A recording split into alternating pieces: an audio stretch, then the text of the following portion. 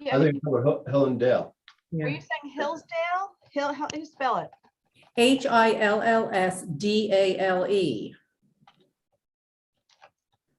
That sounds familiar. Hold on, let me Google it. There's a hillside over near St. John and Paul. Right. Yeah. But there's also hillside behind the old A&P. Yeah, Well, in our hillside sewer didn't go to 95. No, but this is Hillsdale. Yeah. All right, I just thought you know off the top of your head. I'll And they sent look for it. to the village of Mamaroneck, or did they send it to, like, they just got copied on something that was sent to a bunch of municipalities? I don't know. I'll look into it. Thank you. Okay, thank you. I don't think so. Not us.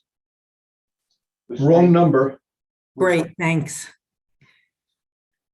Good evening, everybody. Just so everybody know, I've already started streaming. Okay. I'm just gonna use the boys' room before we start. Okay. Recording will start in 2 minutes. If you hear any noise.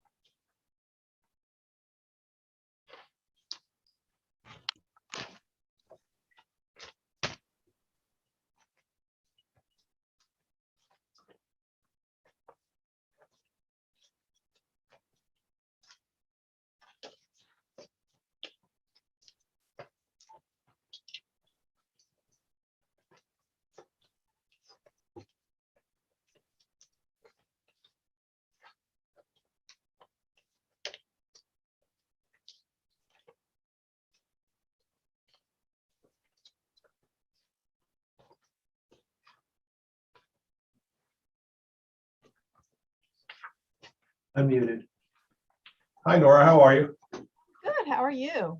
Fine, fine. I'm figured I'd come in because it seemed like too big a deal to do remotely for me today. Well, yeah, I mean, it's a lot of paper, right? First meeting's a lot of paper. Yeah, that I was a little shocked by that, but it's okay. I read it.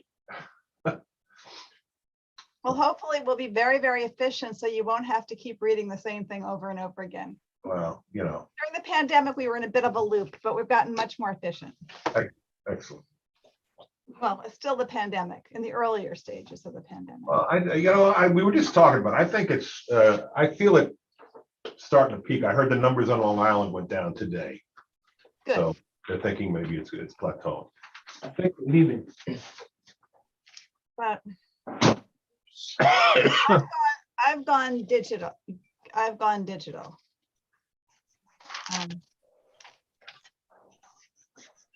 So I feel safe because Tom's behind the glass. Good evening, Dan. Good evening. How you all doing? Hi. Welcome, Lou. Good. Oh, thank you, sir.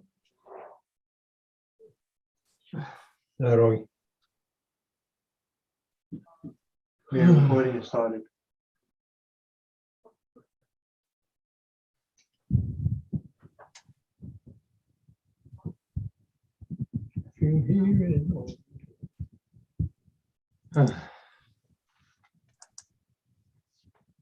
Okay. No, it's not sending.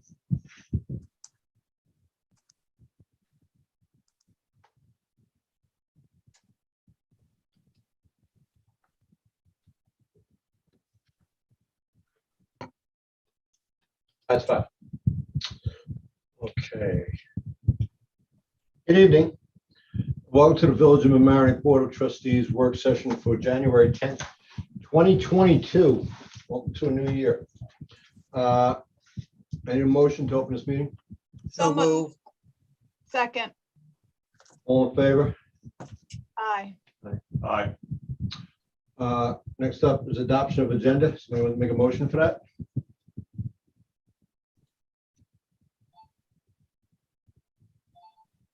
Yeah, I will. I think it's correct. It's, Want to second that?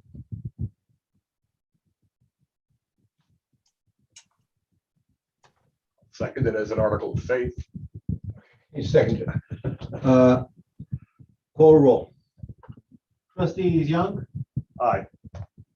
Natchez, Yes. Lucas, yes, Lepore, Yeah. Mayor Murphy. No, change that to no. Old business. 1A, enforcement of multiple dwelling law, awaiting additional information. Yep. 1B, wait, can we, Tom? Yeah. Can we welcome Lou first? okay. Welcome, Lou. It's good to be here, guys.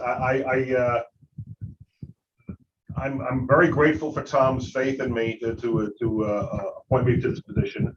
I promised to work hard and earn it, and I am in awe of the amount of work that you do for it. And I know from the outside I was often very cynical about public service and public servants, and now I'm coming to know better that it's in large part selfless work, and I appreciate serving at your side.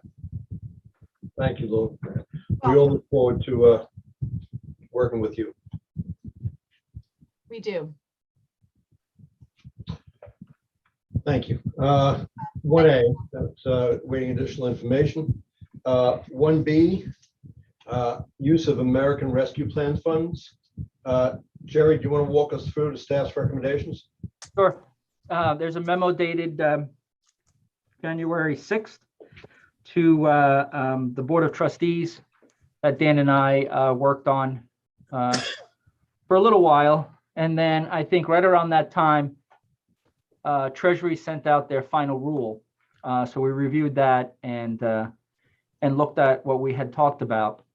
So we have potentially, and I may have hinted at this a little while ago, but 2 grant programs that we're asking the board to consider. One for displaced workforce and the other for affordable housing in the village. I envision the affordable housing as 100% affordable housing, and providing property owners with the potential for some either seed money or offset money in order to help with that.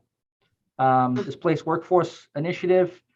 There are several groups in our community that work very hard to try to keep our unemployed or underemployed in the job market, and maybe improve with training, and more opportunity. So we wanted to present an idea of having a $100,000 grant program for that. Then there's food stabilization. There's one quite effective, very active entity in our village, but then there are others that help with distributing food to the poor and the needy, people who need it, people who have lost their jobs. So there would be a $50,000 program to feed your neighbors. And of course, area churches would have the opportunity to do that as well. Broadband infrastructure, I'm going to let Mr. Sarnoff talk about that because he's smarter than I am. And then the final one is that we're looking for, I'm sorry, the second to last one is the offsetting the sewer rehabilitation project. Of the $4.95 million grant that we received, we still have 1.6 that we need to kick in ourselves. So approximately 450,000 this round. And the 900,000+ next round would easily eat up all of that sewer grant match. And then the final one is something that the board had discussed without me present, and that was reinstatement of deferred salary increases for non-represented personnel.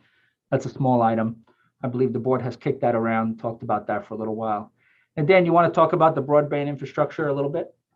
Yeah, we discussed, trying to enhance and make available broadband infrastructure to residents living in the flood-prone areas of the village. Generally, that would be, between the Sheldrake and Mamaroneck rivers, and then between the I-95 overpass on Mamaroneck Avenue, that corridor all the way down to Post Road.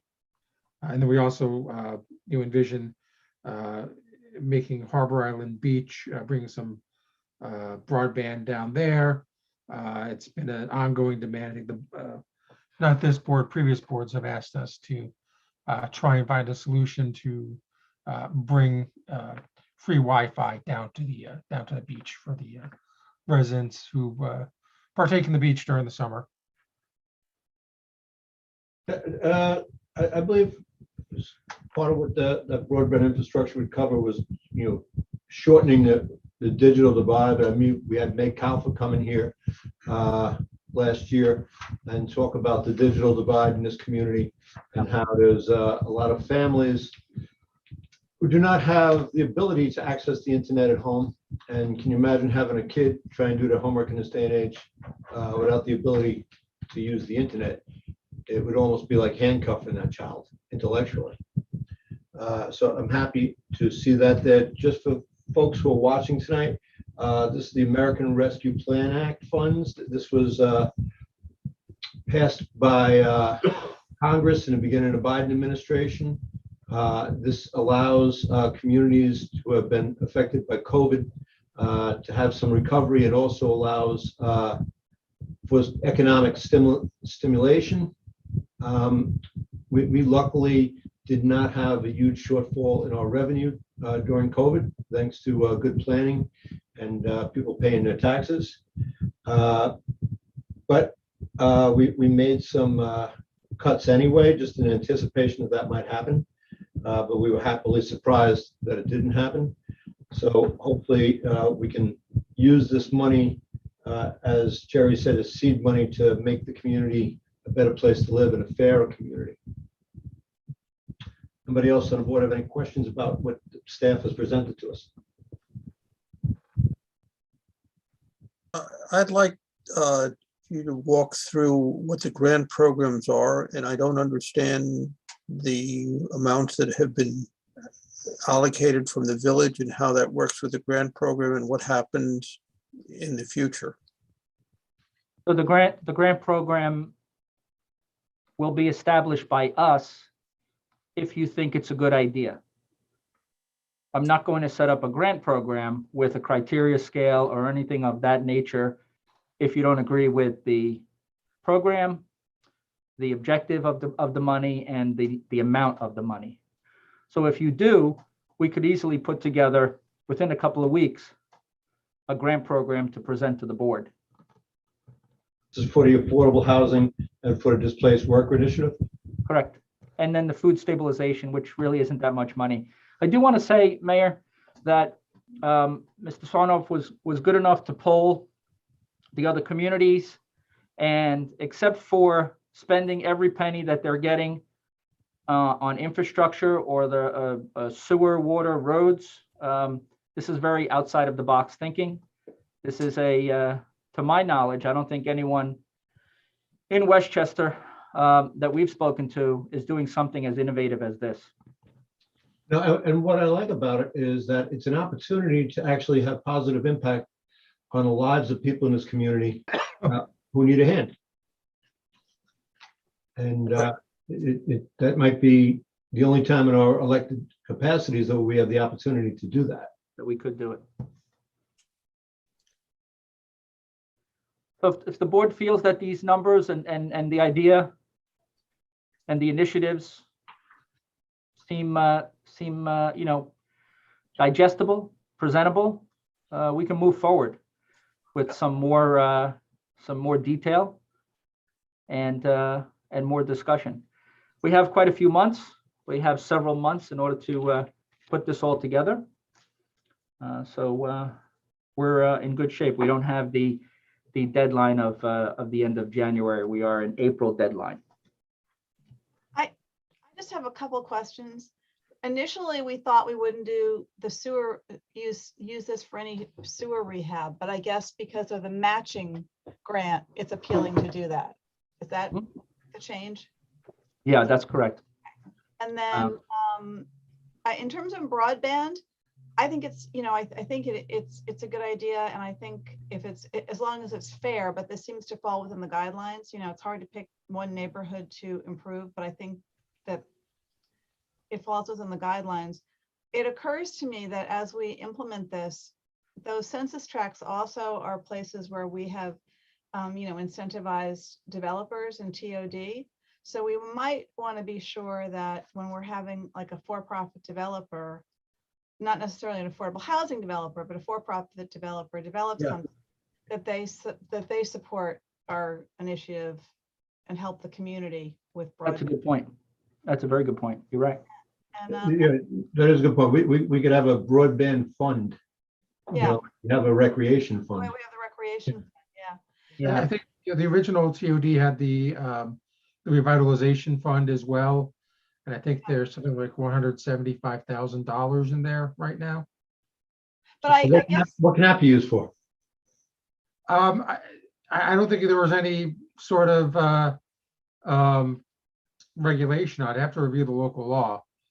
But it was, to kind of, help foster projects, to revitalize, those areas, especially the LMAs in the village. and it seems to me like if developers are building market rate housing, those occupants are going to be able to afford. Yeah. So Agree. subsidizing that isn't such a practical thing for us to do. And then my last question is, and I think, it's not a lot of money and we can do it. We don't need to rely on these funds to do it, which is the deferred salary increases that we voted on our last meeting. It doesn't look like that's part of the criteria for this. Like it doesn't fit into the category. So it might be something we just do out of another fund. I think we should just take a look at that. It just didn't seem to jive. Jerry, does that fit into the category? Our interpretation is that raises were offset because of the pandemic. And so this could go for that 1% that wasn't, issued, that typically is issued. Yeah, no, Yeah. And I think I It's a think small that- amount. I'm not saying we shouldn't do it. I didn't see how it fit into these funds. Well, I think that the genesis of this topic was based on the survey I conducted of other municipalities, and one of the municipality responded that they were using ARPA funds to reinstate salaries for non-union personnel that were cut as a result of the adoption of their 2021 budget during the beginning of Yeah, no, and I mean, just because other people are doing it doesn't mean it's okay. And I think it's something we all want to do. Just maybe a different, I want to make sure it's the right funding. That's all. Yeah. And then Dan and I did talk about potentially breaking up, instead of just sewer, water and sewer, but the sewer, let me put it this way. We own the sewer system and the sewer infrastructure. So I didn't want to necessarily potentially allocate money to something that's really not, that's run by the waterworks department or the joint waterworks. So, so we left that out. I'm sorry. I just want to catch Lou up on a couple of things. One of the things that we mentioned before was a recreation fee. Years ago, the Village of Mamaroneck started charging to every new unit that was added to the community a recreation fee. I think it was $8,500, and it went into an account And that account now has an excess of $400,000. Okay. So I just went, because I think it's important that you know that background as we move forward.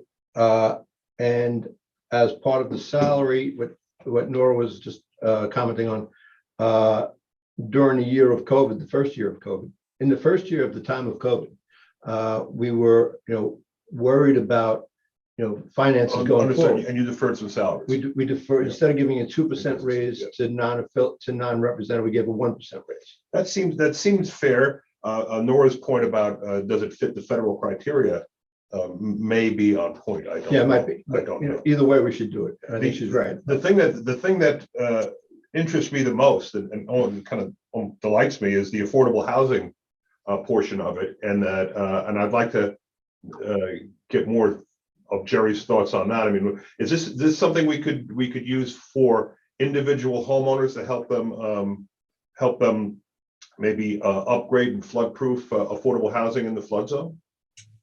No, so the thought, Lou, that we were looking for was if an individual owns a property, it's a 2-unit property, and it becomes a 100% affordable housing, both units are affordable housing, they would potentially qualify for some of the grant money based on how we break it up. It's not a $100,000 award. It could be 4 $25,000 awards to help them, convert that and offset the affordable housing component of renting out their units. It could also be potentially a larger amount for an entity that just focuses on affordable housing and builds affordable housing units. It's not necessarily a program for homeowners to help rebuild their property, because I think that we're looking at the NRCS doing that with the DEP, the DEC soon, where there's grant money at the state level to be able to do that. And our contribution, instead of 25% to help these homeowners flood proof their house or purchase their home and level it to create so that it doesn't, flood again and they would move, is 2%. So there's other opportunities for that. Not necessarily this. This pot's a little bit smaller for that kind of investment. Understood. Because there are a lot of unoccupied affordable units in the flood zone. I mean, it's just amazing. But just let me point out something, that affordable unit is a legal term of art.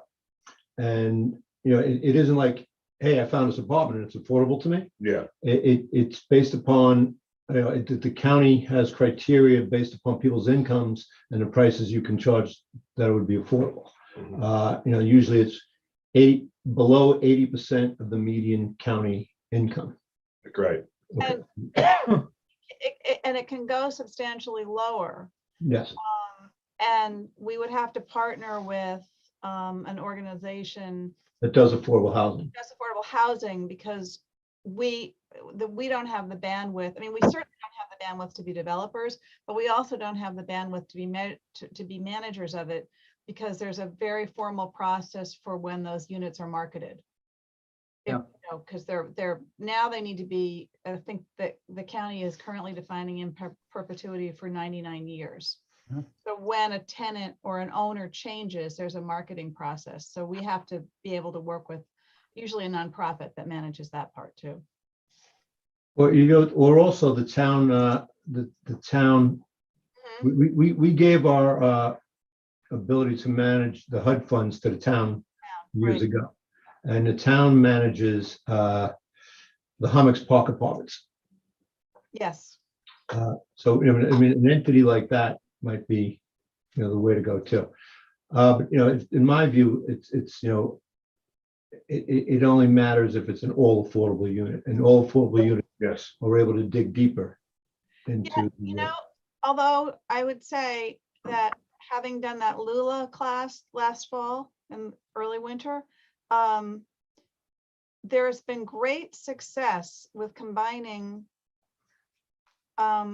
deeply affordable and market rate. And like a good case in point is the Reader's Digest property, which is bigger than anything we have in the village. But those higher end units are able to do some offsetting. So I think we have to think about that too. Like we can't be, I think we can't just Yeah, but you have to have a pretty big project to do Yeah. that. And the city Yeah. does it on a minimum of 20%. I mean, but I think we can't just say it can only be 100% affordable. I think we have to be open to thinking about other I'm solutions. open. I just want to note that I don't think Victor's on the call anymore, so Augie, note that. Right.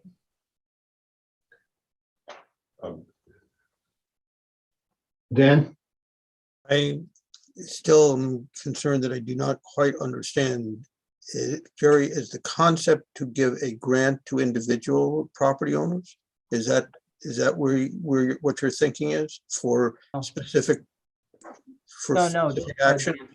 for entities that would create affordable housing with a rehab project or a new building. That was the envision. That's what we envisioned. Like if Washington, the Housing Alliance said, hey, I got this 2-family house, it's in bad shape, we want to do it over, and we're going to make both units completely affordable. That's what you say, right? Yeah, they have several of them in and around where I live and in other places throughout the community. Yes. Those kinds of, those are kinds of properties, getting properties, rehabilitating them and making them affordable units based on the percent criteria that the state provides. So Let me point out something here, is that what we're talking tonight is the staff has given us some very good ideas, and what they want to know is, are we willing to move forward with those ideas? They haven't fleshed out all the particulars of those ideas.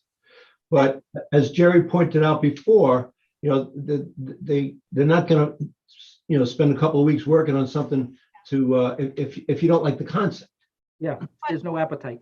I also want to I think what Dan is getting at is the sentence that said it is envisioned that it could be used to help property owners improve their homes for the purpose of creating and fostering affordable housing. And that's probably not exactly what the intent is. That may be where the disconnect is. I guess we fix that when we write the plan.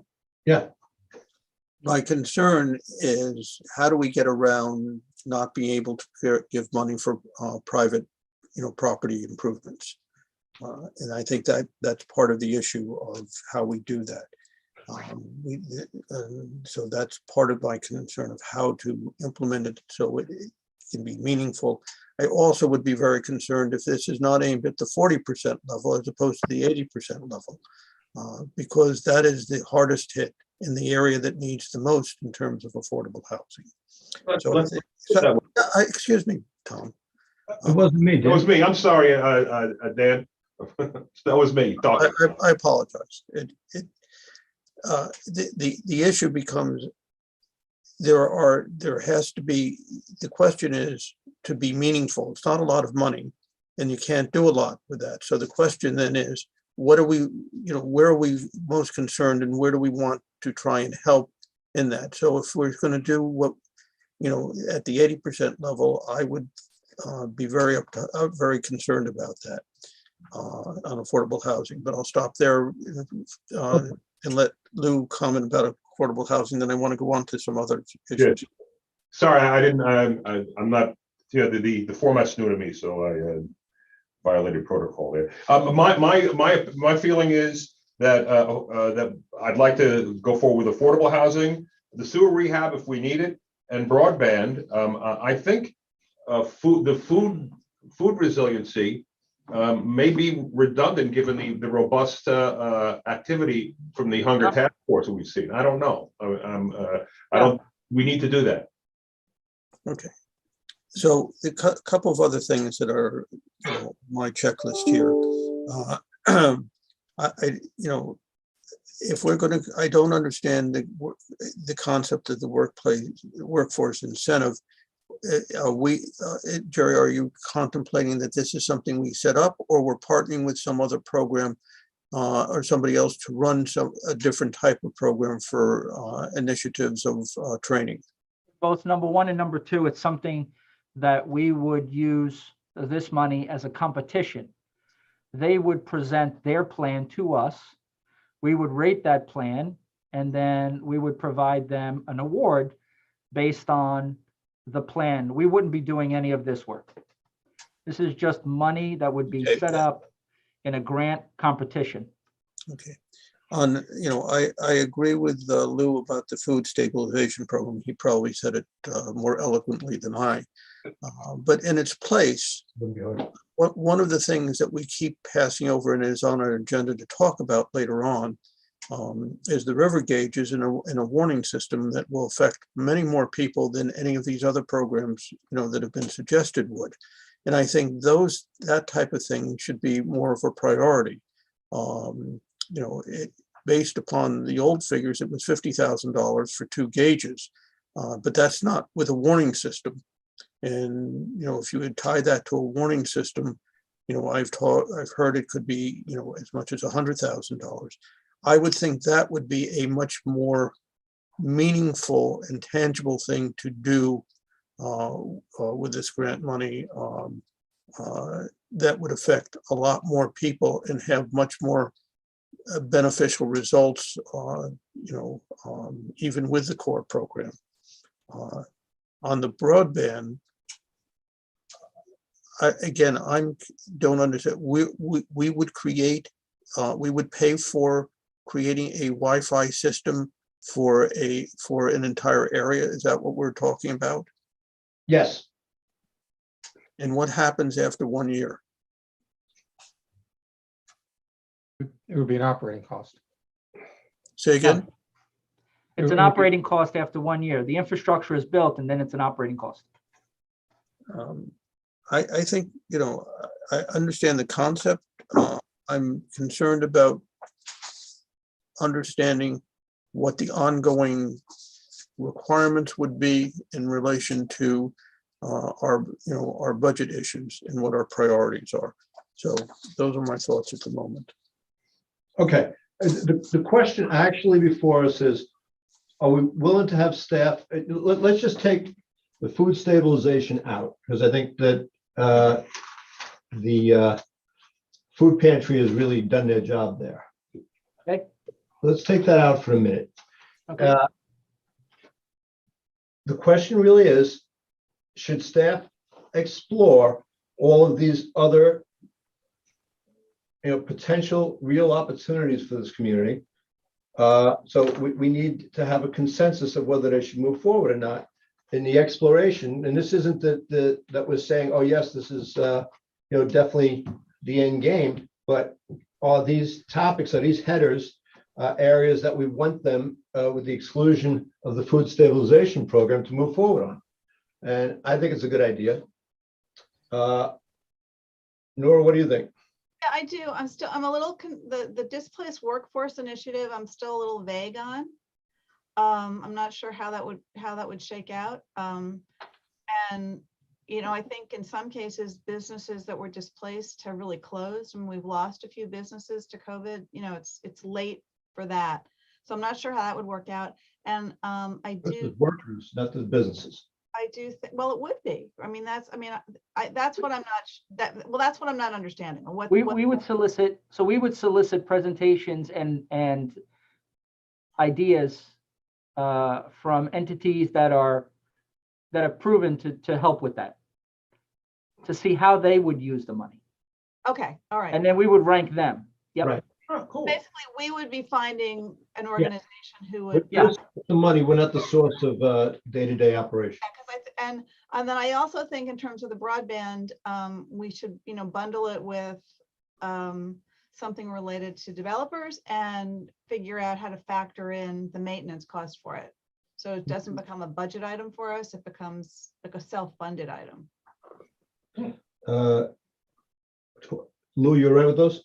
Yeah, that sounds great. That sounds very, very good. Dan? I don't mind exploring some of these things. I agree that the food stabilization be taken out. I would like to see the river gauges put in to be explored.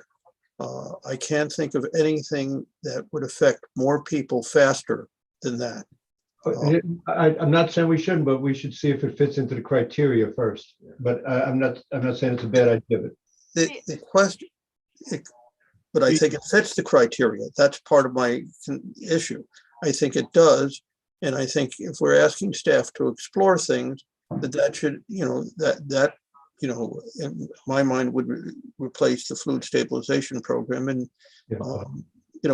what we need is more numbers. The workforce initiative concern I have is how this interacts with other county and state programs that already have these in place. And I don't want to get in competition with their competitions. Yeah, well, let's just see how it works out. All right, you're 10 steps ahead here. Lou, what do you think? And Dan, I wanted to ask Dan, the river gauges, it sounds great. I'm worried that we would buy something and then the Army Corps is going to come in and just rip it all out. It wouldn't be with the Army Corps. It's I can't remember what the other agency is. Yeah. But if we're exploring things, we should be exploring them. We're going to have flooding in the future.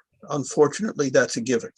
The question is trying to let people know early enough in a warning system, and the river gauges was one part of it, but the what was not tied to it was, what do you do with the information, whether it tied to the fire horn or whatever else, to give people a real warning of what is happening, so that they can be as prepared as possible.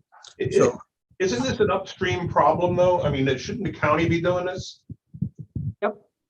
We are the downstream recipient of all of this, and what other people should be doing. I could say that for every one of the things that's on here, that there are other agencies that should be doing. So I wouldn't take that approach, Tom. I also think that those gauges can provide data for the Army Corps, which they're still looking for. So I think that's a conversation to have with the Army Corps. I think Why don't we take out the food stuff and look to see if the gauges could be paid for by this program, and have staff work along those lines so that they have a guidance here of how to proceed, and then they can come back with us with more particulars. We can Okay. do that. So we have a consensus for that. Yes, yeah. It'd be nice to know if the Army Corps thinks it would be helpful. Yes, we should run it by the Army Corps too, yeah. I think we should just be thankful that we have the ability to use this money for good and Yeah. not to make up some gaps, I agree. Instead of evil. We're going to use it for evil, but we're not just replenishing. I'm only kidding. Yeah, we have a chance to actually do things that help people, to make people's lives better. And I applaud the staff for thinking along those lines. Right. Thanks. Use of American 2B, 2C, we're waiting for guidance from the New York State Attorney General. No, we have it. We had it, we got it? It's the letters there, basically. Well, I think we have it. we have a letter and a decision. Bob? I think Bob can better explain it than anybody else. That's correct. You recall, I had brought to your attention an old Attorney General's opinion saying that the board could not change that authority to itself. And I explained that I thought it was inconsistent with the law. And you asked me to ask the Attorney General. And the Attorney General came back and said yes, and cited a case from the Appellate Division 4th Department that agreed with my analysis. So the answer is that you can go forward with shifting the mayor's authority. Bob, are you okay? Your voice sounds funny. I have Excellent. a really bad cold. Thank you for noticing, Dan. Waiting for my COVID test to come back. Hope you feel better. Thank you. Anything can we do to help? Make the meeting short. Not ask you questions, I think would be one of them. We're all getting pretty used to those. We're walking wounded here. Yeah. All right, well, So the opinion is that the board can change, but that's not what's being suggested, is it? well, there was members of the board who want to do that. I strenuously disagree. If, Lou, let me point it out, if that had been the case, most probably would not have been sitting here tonight. This is a power that village mayors have in every other community in the state of New York. As I asked at one meeting, why are we different than all other communities? I think that in the process of me appointing you, I was approached by the village Dem chair, and they wanted to have input into the decision. And I think that that's a really bad precedent. I think that it just allows it to become more political. I think that, New York State put this responsibility into one person for a reason. And I don't see the need to do it. There's so many other things you look at our agenda that need to be done. This would require, so that Lou, a permissive referendum. So not only would they have to pass a law, that law would then require village voters to vote upon it. Which, I'm grateful that the village voters would have a say, because I have a lot of faith in the village voters over the past 20 years. But I don't see why this should be done now. I don't see the need for it. And I think it's a waste of time. And I don't see why we should be the only community doing this. All right. But I shouldn't take it personally? No, it's not about you. Okay, well, This has been in that's what my discussion. wife tells me. Yeah, you shouldn't take it personally. This was in discussion long before you were, and I don't know that Tom is correct that you wouldn't have been a choice. So I think that's not correct. Trust me. Yeah. Victor's not here. It was, just, it's Dan, Victor, and I had indicated an interest in this. Victor's not on the call. But, I would, I think we should wait for Victor, because we're not going to come to a conclusion tonight, because I don't know, maybe we will, but it was an initiative that Victor, Dan, and Dan were in support of. Victor is very rarely on these calls anymore. Well, I think honestly, he looked like he wasn't at home, and I don't know, I tried to call him, Yeah, well, and it sounds like it's an overseas line. It sounds like he's out of the country. Yeah, This that's what is, it sounds like. this is the job, right? well, I know he had a family issue, and his family does not live in this country. So, Oh, if anybody, may I speak? Or Yeah. if anybody cares, but my take on it is that it doesn't appear to be an urgent issue. We're going to have an election. The election's coming up, unless there's additional vacancies going to open up. And it seems to me that sometimes some decisions shouldn't be done by committee. That's, because you got to keep moving. And so, somebody, the mayor's a mayor for a reason, I would guess. Yes. So that's it simplifies things. But that's just my take. I don't really have a firm opinion on it. It doesn't seem to be a pressing matter, but. well, I think we have, we actually have two, we were supposed to have two referendums this past fall, but for whatever, which did not get to the County Board of Elections in time. So we're going to have to readopt those two local laws, I guess. I guess we have to readopt them.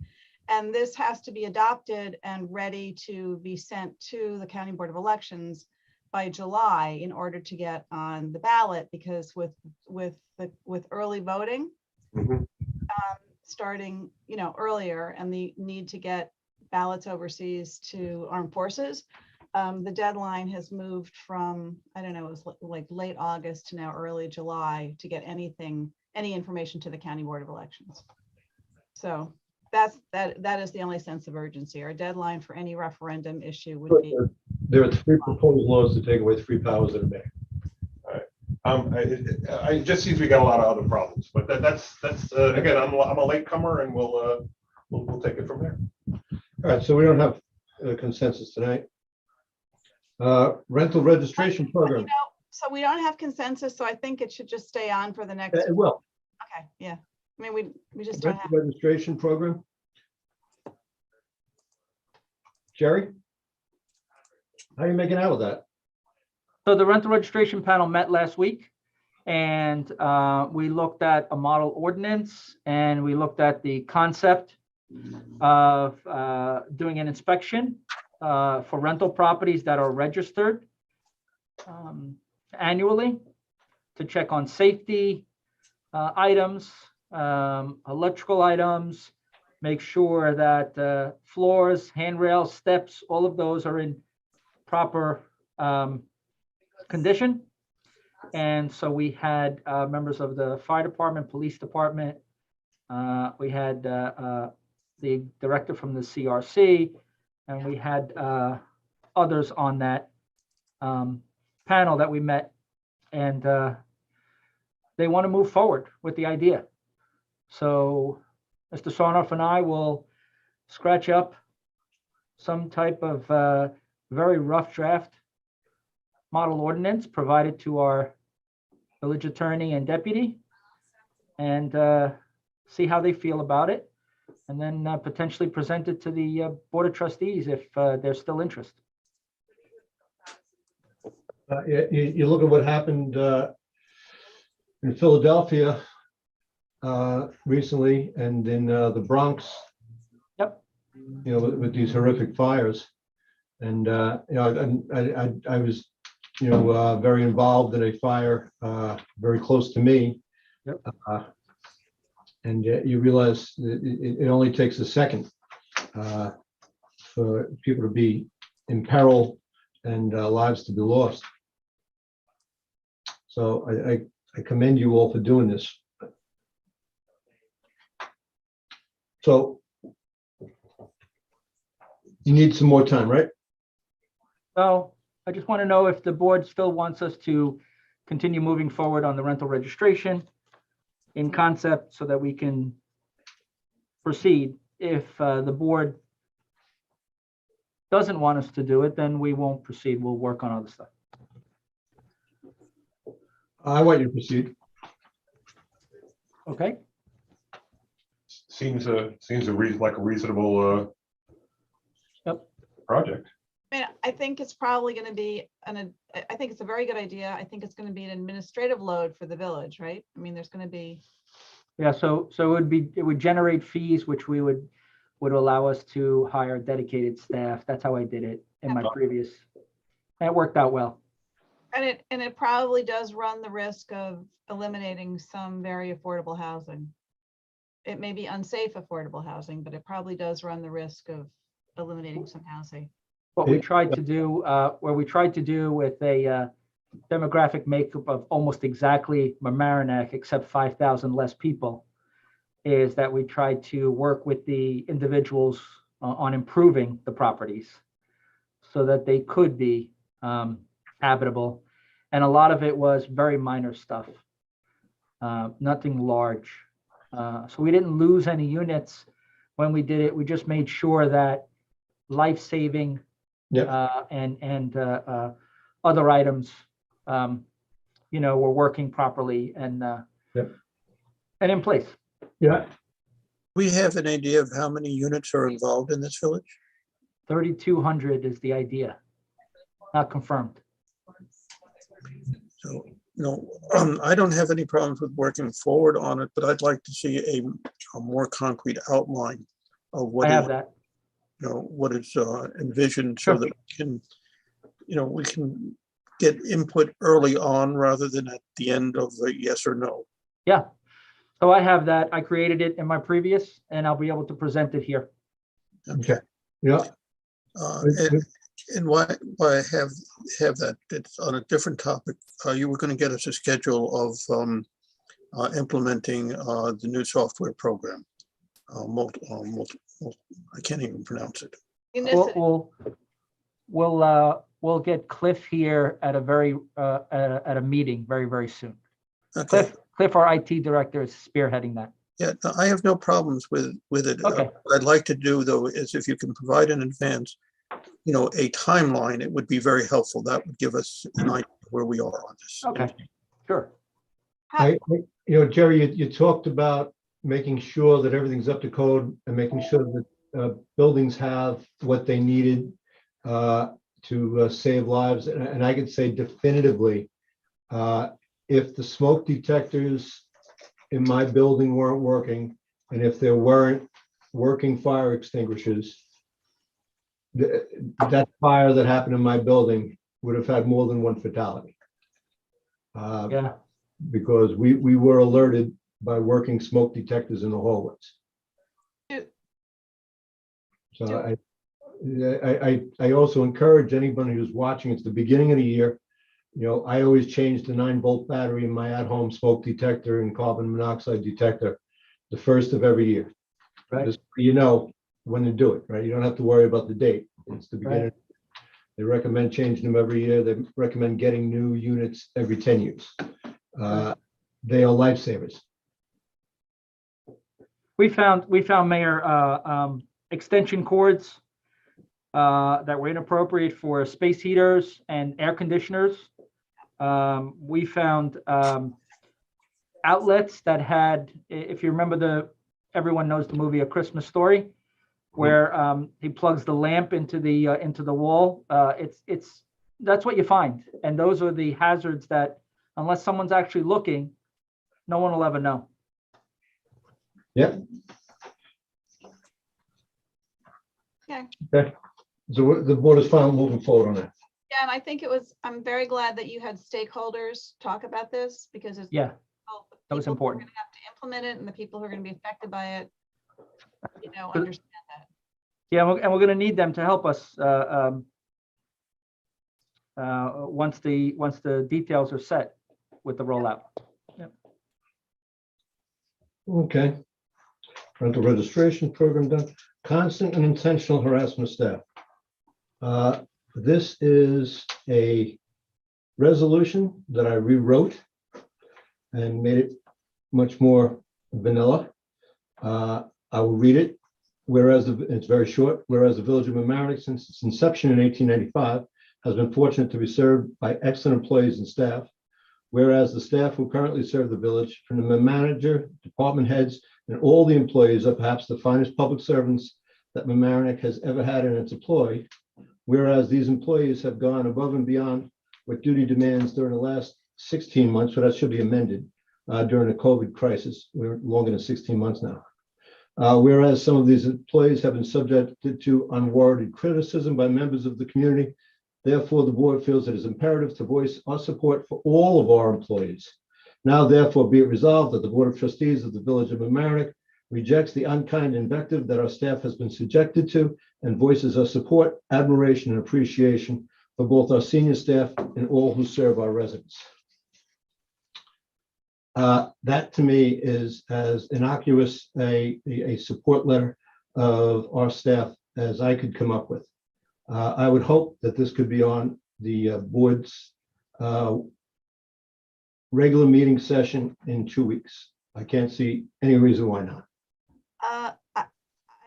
Victor had asked for an opinion from council, not from Bob, but from another council on this at our last meeting, and we haven't received that yet. Yeah, Nora, He asked for, we got a verbal opinion from that lawyer, and you know we did. I know we got a verbal opinion, and Victor had asked for an opinion in writing.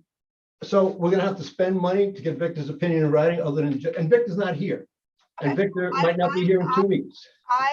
Based on what the lawyer said to us, I don't think it should move forward, and I was trying to get the opinion in writing because I know you really wanted to move forward. That is not what the lawyer said.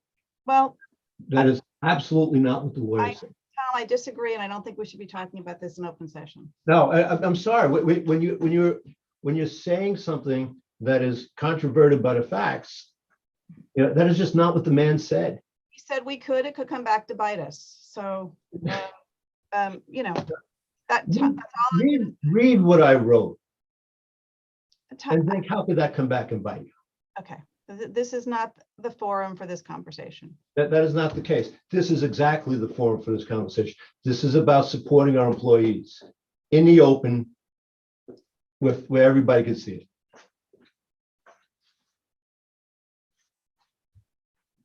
Well, I don't suppose I have to, because I'm doubt Natchez is gonna go for this. I feel like I'm coming in late on a family fight. Well, it's not a family fight, believe me. It's a board fight. You know, I'll fill you in the background another time. I think I get the outline of it. I mean,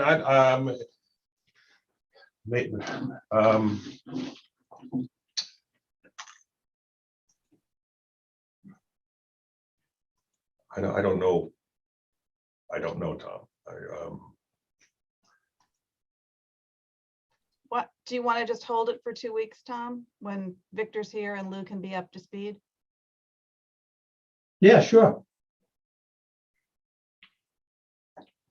But it's sad to me. It's very sad.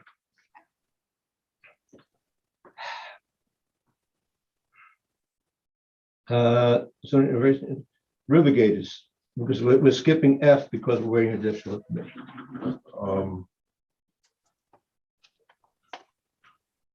I'm sorry. Where are we now, Tom? We're skipping F because we're waiting on additional information for zoning strategies, Okay. and we're going to G. Can I ask a quick question about F though? Yeah, sure. So do we have a plan for getting additional information? I mean, do we want to like, you know, I don't know that that's, you know. I thought we were waiting. Where's Jerry? Jerry's gone.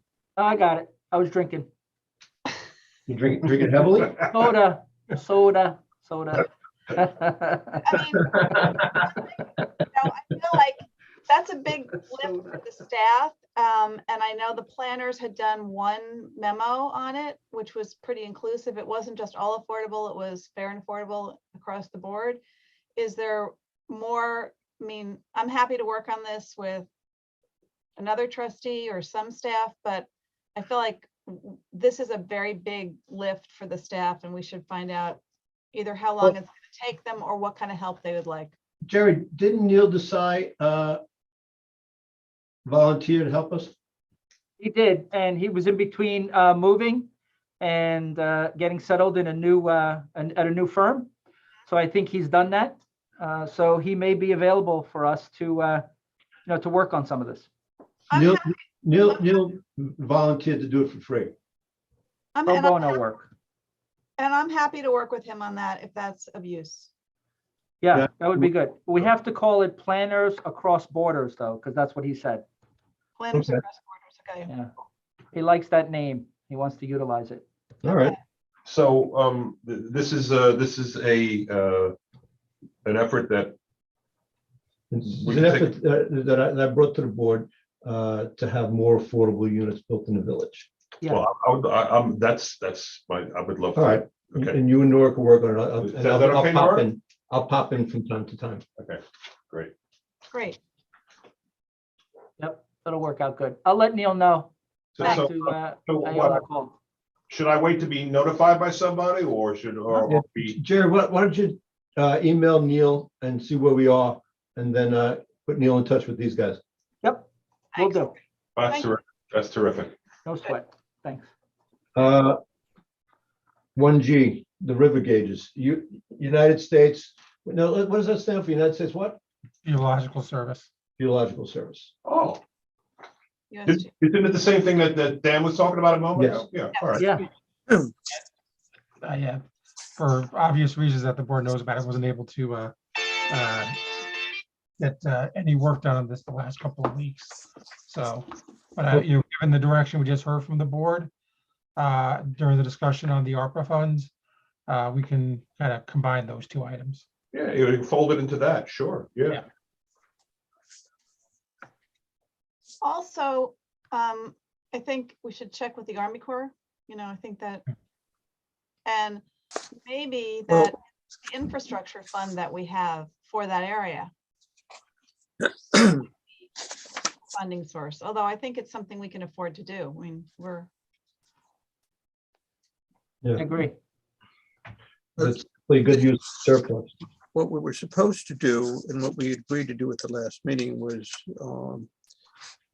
we were supposed to work or get in touch with USGS and regarding them and find out, what was available in terms of technology and how that could be turned into an alert system as well as an information system. Yes, and as Mr. Sarnoff just pointed out, we weren't able to do that because people from the staff were out sick. No, I understand that. I'm not, nobody's accusing anybody of anything. It's a question of that's what we need to follow through on, just, very specifically. That's what he will. But is that going to remain a separate item, or is that going to be folded into the previous use of funds effort? Well, I'd like to get an answer at the next meeting, in terms of what's available, and then, yes, I think it gets folded in. So it's a dual track. It's from my view, but I'm open, to however it wants to be handled.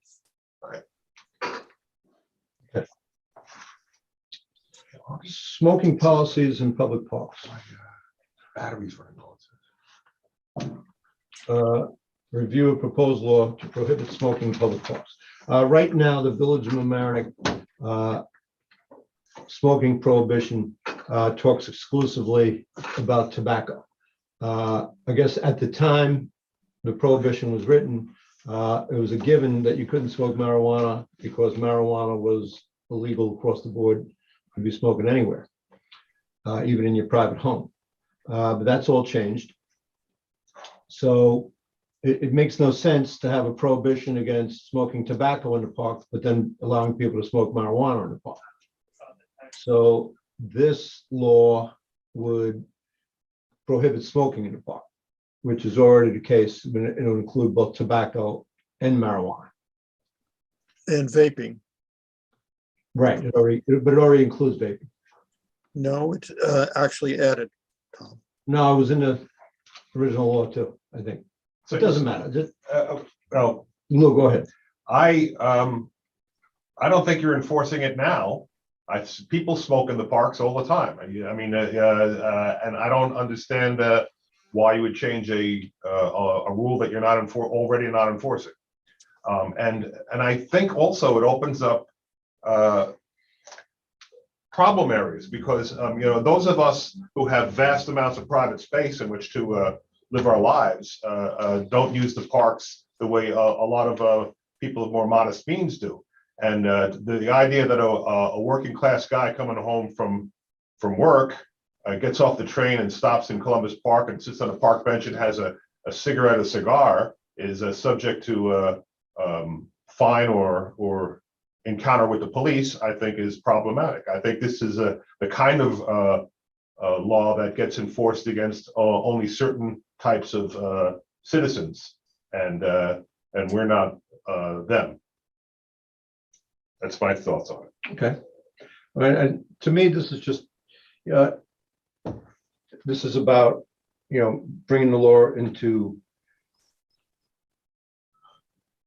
continuity of what's going on in society today. A lot of the reasons for this originally was, people smoking near the playground, people smoking. You could say no smoking near the playground. You could say no drinking in the park. You could say no marijuana in the park. No, I understand. But you wouldn't ban all beverages. I don't know if I agree with you on this one because part of the problem too was there was cigarette butts all over the park. Well, that's littering. That's a different question too. Okay. I mean, my feeling, guy. I don't mean to. This is my first meeting. I don't mean to get on. Well, you should say what you think, bro. But I see the parks, and I see they have a whole list of regulations that are just ignored. I mean, park closes at 10 o'clock. It's not closed at 10 o'clock. Dogs aren't allowed in the park. People walking the dogs in the park all the time. Can't smoke in the park, but people do. So what are all these rules about if they're not enforced? And when they do get enforced, the person who has the enforcement is going to say, "Why did you pick on me?" And that's a good question. So that I think we could look at the park regulations and adjust them. Say, concentrate on littering, concentrate on illegal substances or stimulants in the park, concentrate on your dog's got to be on a leash. But it seems to that we're passing legislation and not enforcing it, and it doesn't mean anything. That's my feeling. I don't mean to be. Okay. I think Lou raises a good question about enforcement.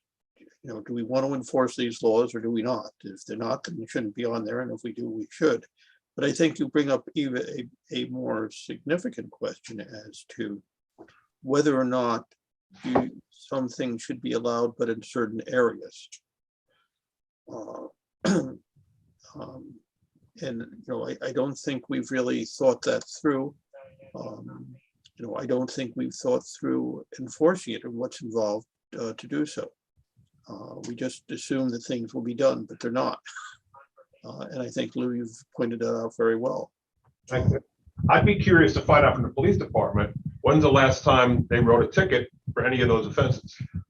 You know, but they also, a lot of times go by and just tell people, hey, you can't smoke here. The people put up a cigarette and they don't get a ticket. So, I mean, tickets not always the gauge of enforcement. Yeah, all right, I understood.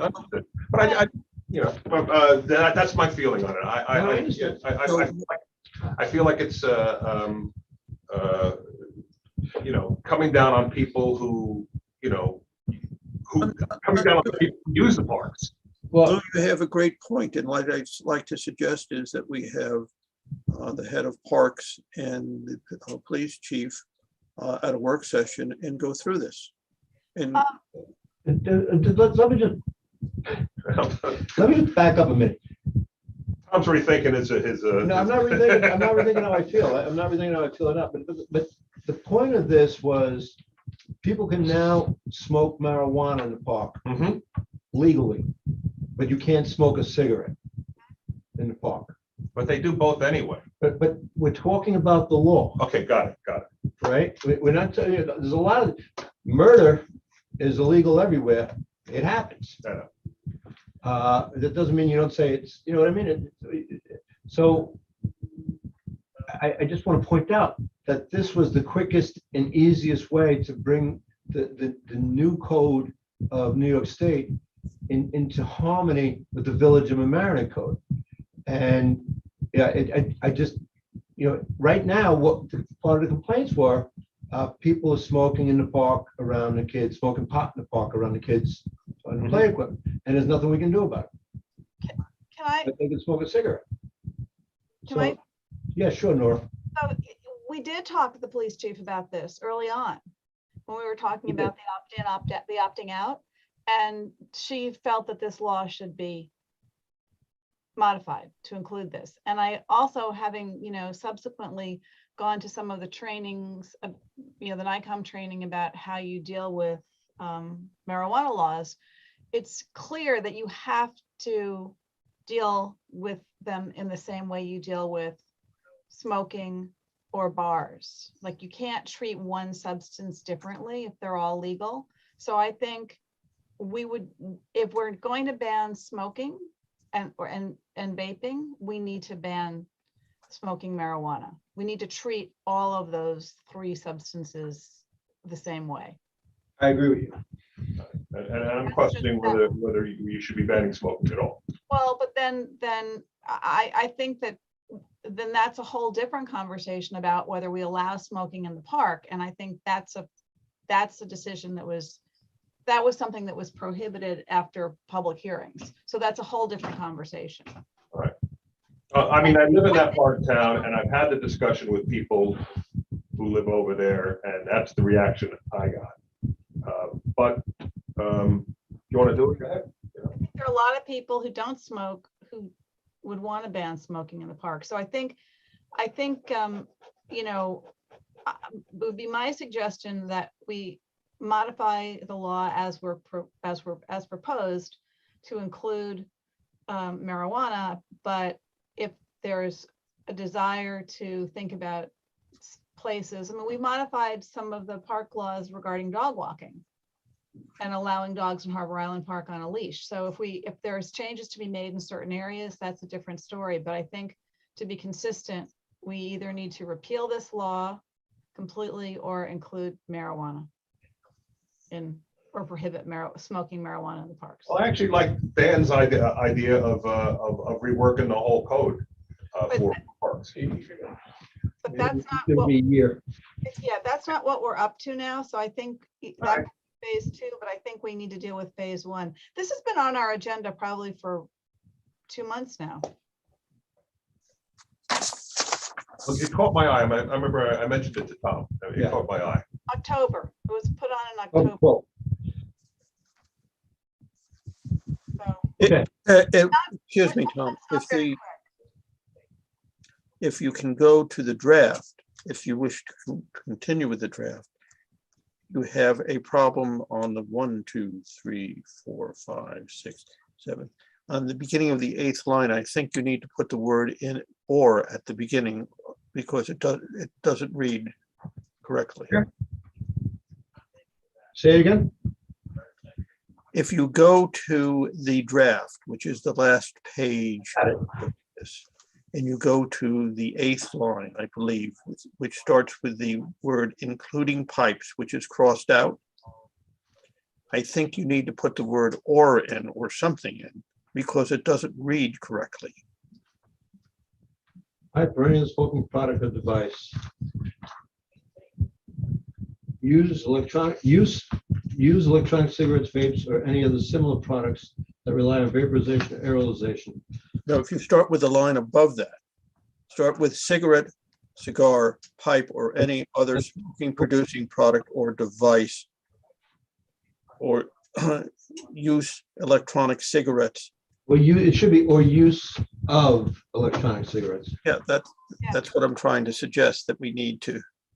Use of electronic cigarettes. It's not an or, it's an of. You're right. May I just address that? Yeah. So it lists a number of prohibitions on different activities, and so it's smoke or burn tobacco, and then it's carry burning tobacco, and now it will include marijuana. So that's why it's divided into those different forms of actions, as opposed to it's not all necessarily one clause. So it's, you know, the second line as seen is smoke or burn tobacco, substitute or cannabis or concentrated cannabis. Then after the semicolon, carry burning tobacco, tobacco substitute, or now cannabis. And then after that, the following semicolon is use electronic cigarettes, et cetera, et cetera. And then finally it's or dispose. That's the last or. That's why it was written that way. But Couldn't it be use of electronic cigarettes? Is it? it's when it's read in conjunction with the prohibition language, it's shall not smoke or burn tobacco, use, you know, it's when it's in conjunction with the other prohibitions in the first part of the law. I am gonna defer to Mark because his wrote it. his strunk and white is probably a lot more sharp than mine.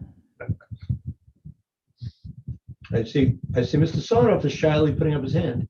He's been here a while. Kylie. Yeah, just for some context, smoking in public places is regulated by New York State Public Health Law.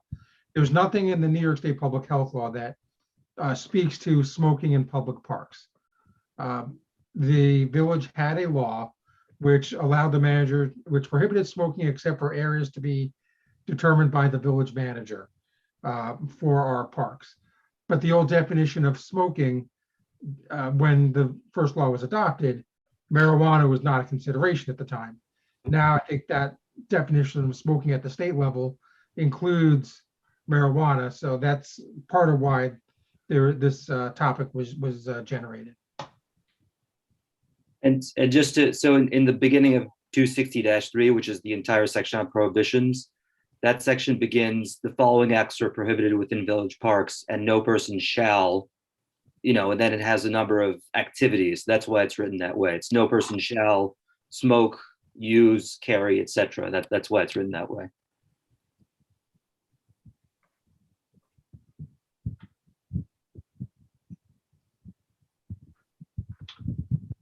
Dan, are you okay for having a public hearing on this? I won't object to, I go ahead with it. Let's see how it reads and how you have a hearing on it and see how people react to it. Okay, so put on the agenda for 2 weeks, scheduling a public hearing. For when? For Well, a month from now? no, I don't, well, first you put it on the agenda to schedule a public hearing. Right. You pick a date then, but usually it's 2 weeks out, And do we need it to circulate it to anybody else, Bob and Mark, or is it not a land use. not a land use? Well, okay.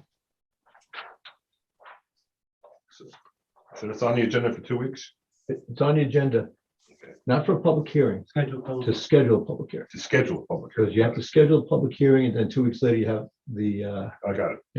unless as Nora pointed out, it's a land use issue, then you have to circulate it to the land use board, which usually takes a month and a half. Understood. Tree scholarships. This was an idea that I had.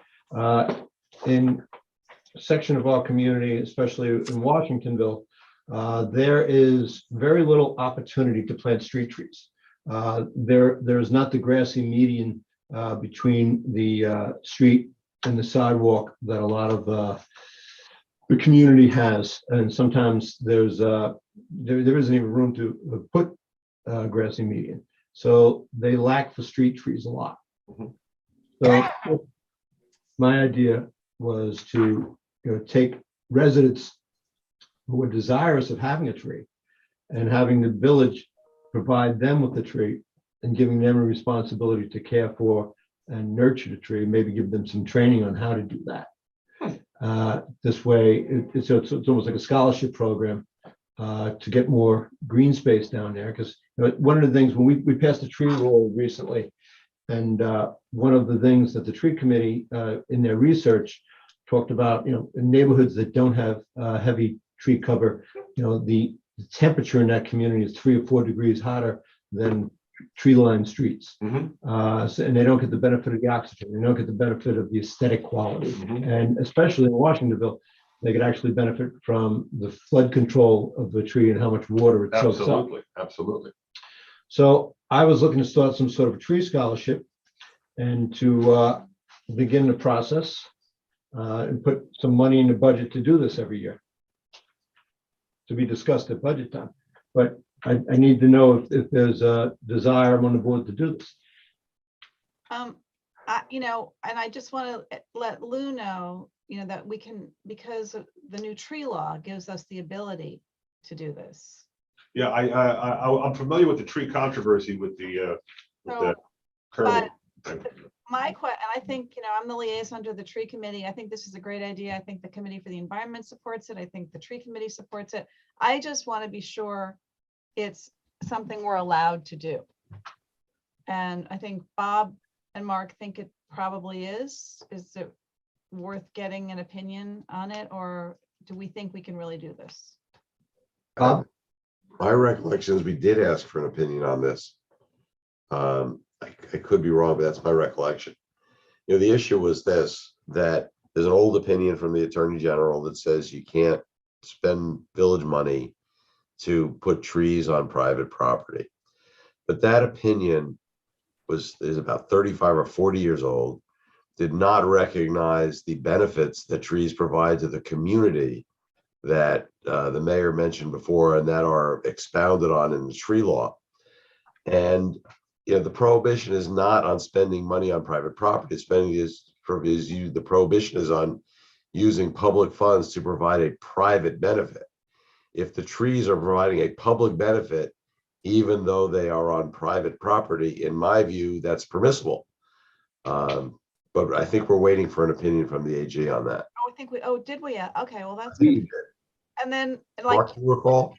We did not on this one. We had written, we had written that, but we can, Oh, if okay. I thought we had written it and asked, but okay, we can. I mean, maybe. What's the worst that happens? Worst case scenario. They say, stop doing that. Right, exactly. They're not gonna rip out the tree. Yeah. So, It's not going to be for trees in a backyard. It's going to be trees in a front yard, most likely. I mean, is that, right? That, Where they can fit on the property. I mean, the tree is going to give, benefits to the whole community, no matter where it is. What if we, Homeowner have an obligation To keep the tree and tend to it? But that's what we're gonna put in the law if we Yeah, do. okay, all right. Yeah, Mayor, what if we set up the program as we essentially buy a license from the property owner to put a tree on the property owner's property? And the consideration from the property owner is not only the ability to use the property, but the agreement to maintain the tree. Mhm. I don't think that would be objectionable at all, because we're buying the right to use somebody's property for a public purpose. And then the It's a very laudable concept. The question is getting the opinion to make sure that we're not on thin ice from, in this very litigious society. That's all. Yeah, my point is, what's the worst that happens anyway? You know what I mean? I mean, I think it's up to- yeah, if you have some trees planted. So, why don't we proceed with the plan to do this as we're asking for an opinion? Yeah. Because I think Bob's right. We're going to get the opinion that it's a public benefit. And it's a flood mitigation, minor, but it's a flood mitigation issue as well, yeah. And it's likely to be in neighborhoods where we need trees. And neighborhoods that are affected by flooding. So why don't we proceed with both, like on a tandem track of getting the opinion so we have it, and proceeding with figuring out a plan for it. So the I'm tree. fine with that. That's great. Bob, can you do that post haste Yeah, yes. He has to get better first. before you die of COVID? Get that letter. Mark will work on it till I'm up to it.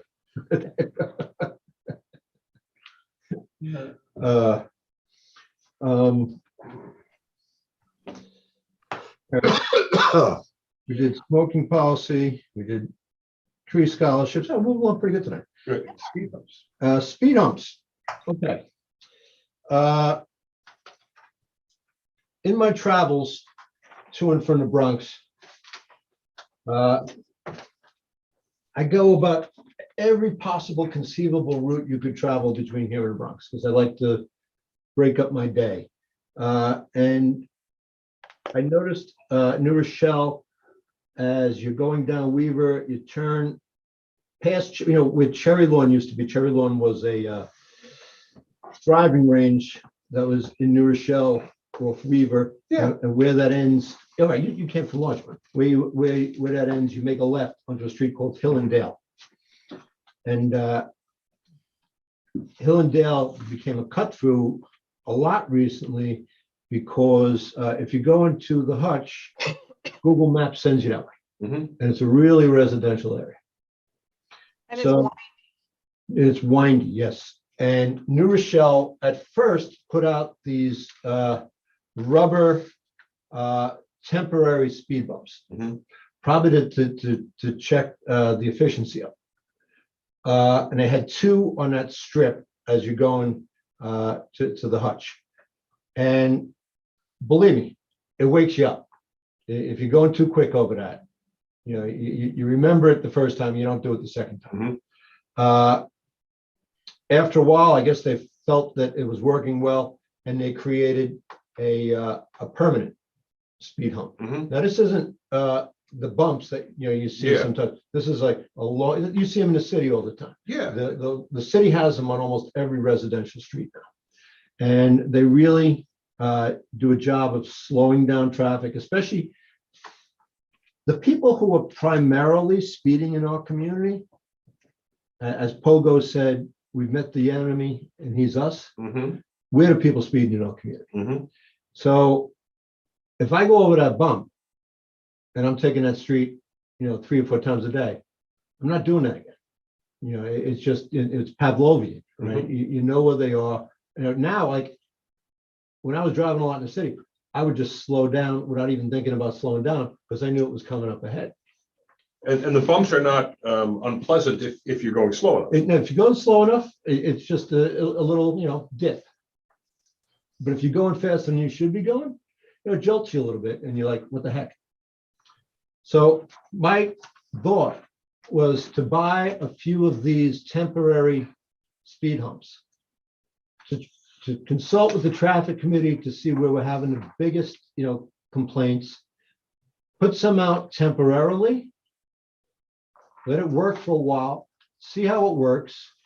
If it seems to be having the desired effect, put a permanent one there, take those temporaries out, try it in another spot that we're having the problems, and just go on and on and on like that. But I think it has, we get complaints, or at least I get complaints once a week about cars speeding, about, my kid, almost got hit by a car going to school. These guys go too quick. They drive like maniacs. And it's mostly us. So, I would ask the board to consider a pilot program of doing that. I'd support a pilot program. I think that sometimes emergency services find them limiting. They need to get someplace in a hurry. Yeah, I know, but New York City seems to have figured it out. Yeah. So, Well, it seems like a good idea to me. So could we ask staff to maybe buy, Jerry, do you know what I'm talking about? Could do. I've installed them before. It They is- bolt in. Yes, they They bolt. bolt into the road. They're Oh, large not the pieces of newly plastic. paved road, Jerry. Yeah, yeah. So they bolt in, they need to be removed in the winter. I can tell you that. I learned that the hard way. Yeah, But yeah, we've installed them in, I've installed them in streets as a public works manager.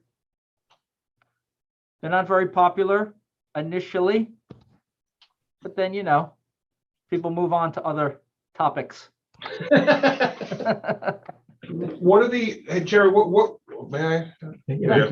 What do the speed bumps do for snow plows? I mean, Yeah, the snow plow, Lou, will dislodge them. They'll send them flying.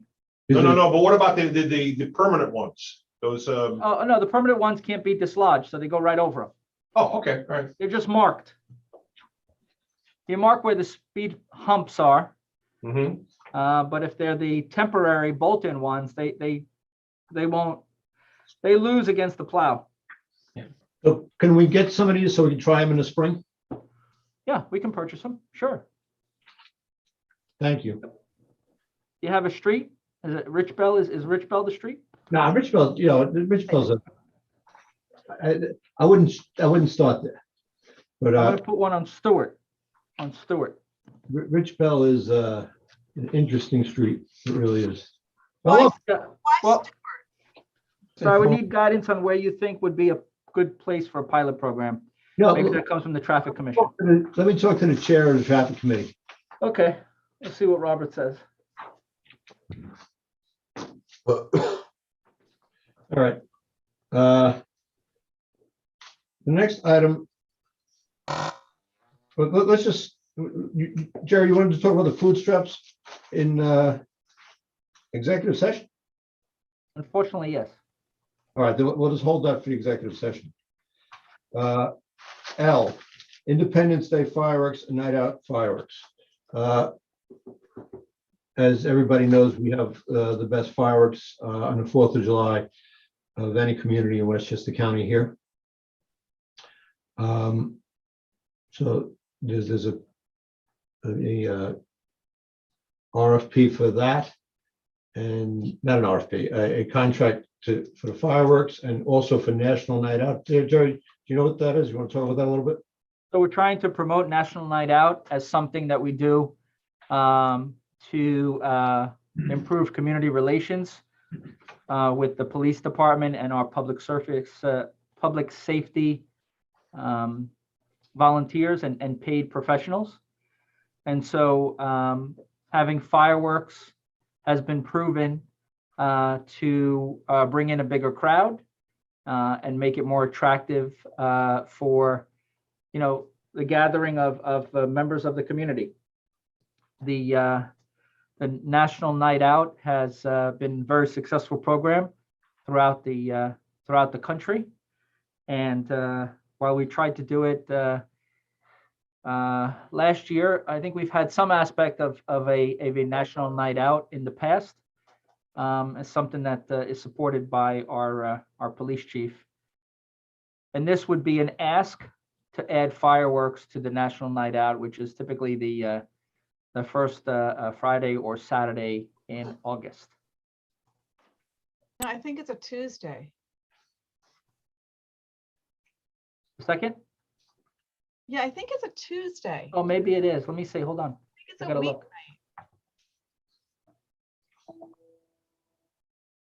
look. Yep, it is a Tuesday. You're right. That's the second. That's actually National Night Out. So yeah, you're right. That is the date that Dan, did we pick that date with Chief DeRusa? I have to take a look at the proposal that was sent over by the fireworks company. I can't recall. It says the second on the fireworks because they may have because that's actually National Night Out. Yeah. I But recall, we may be more effective by having it on that Friday or Saturday evening. I do recall that when we had originally broached the topic with our fireworks vendor, they were very familiar with National Night Out Yeah. and had done it in other communities, had a fireworks component. Isn't National Night Out mean that the whole nation's doing it at the same time? Yeah. And it's the first Tuesday in August. That was me. So I think we should do it when the whole nation's doing it. Yeah, maybe you're right. You know, then, because if we're not doing it, then it's Mamaroneck Night Out. You know, we seem to, like, we didn't do the street fairs this year. And you know, we didn't do them in 2020 and 2019, they both got rained out. Yeah, we all need a night out. Yeah, I'm just like, what I'm wondering is, what happens? Is there an ability, like, if for some reason we're back in a COVID situation? Because I know, you know, if we set, I mean, it's 2 sets of fireworks about a month apart, which sounds like a lot of fun. But if we're in a COVID situation where it's not really safe to gather, but we're not prohibited from gathering, what do we do about the payments? We do about the fireworks, the commitment. Yeah. We push it to the next year like we did with this vendor in previous years. And then we could just, like, as long as we can definitely do that. Yeah, we need to make sure that we have that out, but Because I think it's just risky. we were reasonable. They were reasonable with us last time. They were reasonable with us last time. Right. But we were prohibited. Last time we were in the lockdown. You know, this time we might not be in a lockdown. Trustee Natchez has his hand up for a while. I have a couple of questions. Jerry, it says a small increase, but it doesn't say what the increase is. You know what the increase is? It was, I'm trying to remember. It was, I think, 1,200. Let me check. Oh, the increase. Yeah, I mean, It would be helpful in the future if we could have. 1,500. It was 18,000 last time. So it's a little less than 10%. Yep, a little less. Okay. In the future, I think it's helpful to have that information. You know, Sure, I agree with you. I have 2 questions though. How do we do this in relation to our procurement policy? Fireworks is a professional service. I mean, you wouldn't want to put this out to bid and wind up with some firm as the lowest company who has 0 experience with setting up fireworks. So, you know, we've used this company for many years. A couple of years ago, we had a presentation from Grucci who wanted our business. They were charging more. They wanted to charge more, and they essentially said, "Well, we're Grucci." That was their rationale for us hiring them, as opposed to the company we had at the time. But we can. Dan, let me be clear. I'm not opposed to this. Yeah. But we have a procurement policy and we should be following it. And it says the lowest responsible bidder. And if somebody doesn't have experience and doesn't have a track record, they're not the lowest responsible bidder or a responsible bidder, period.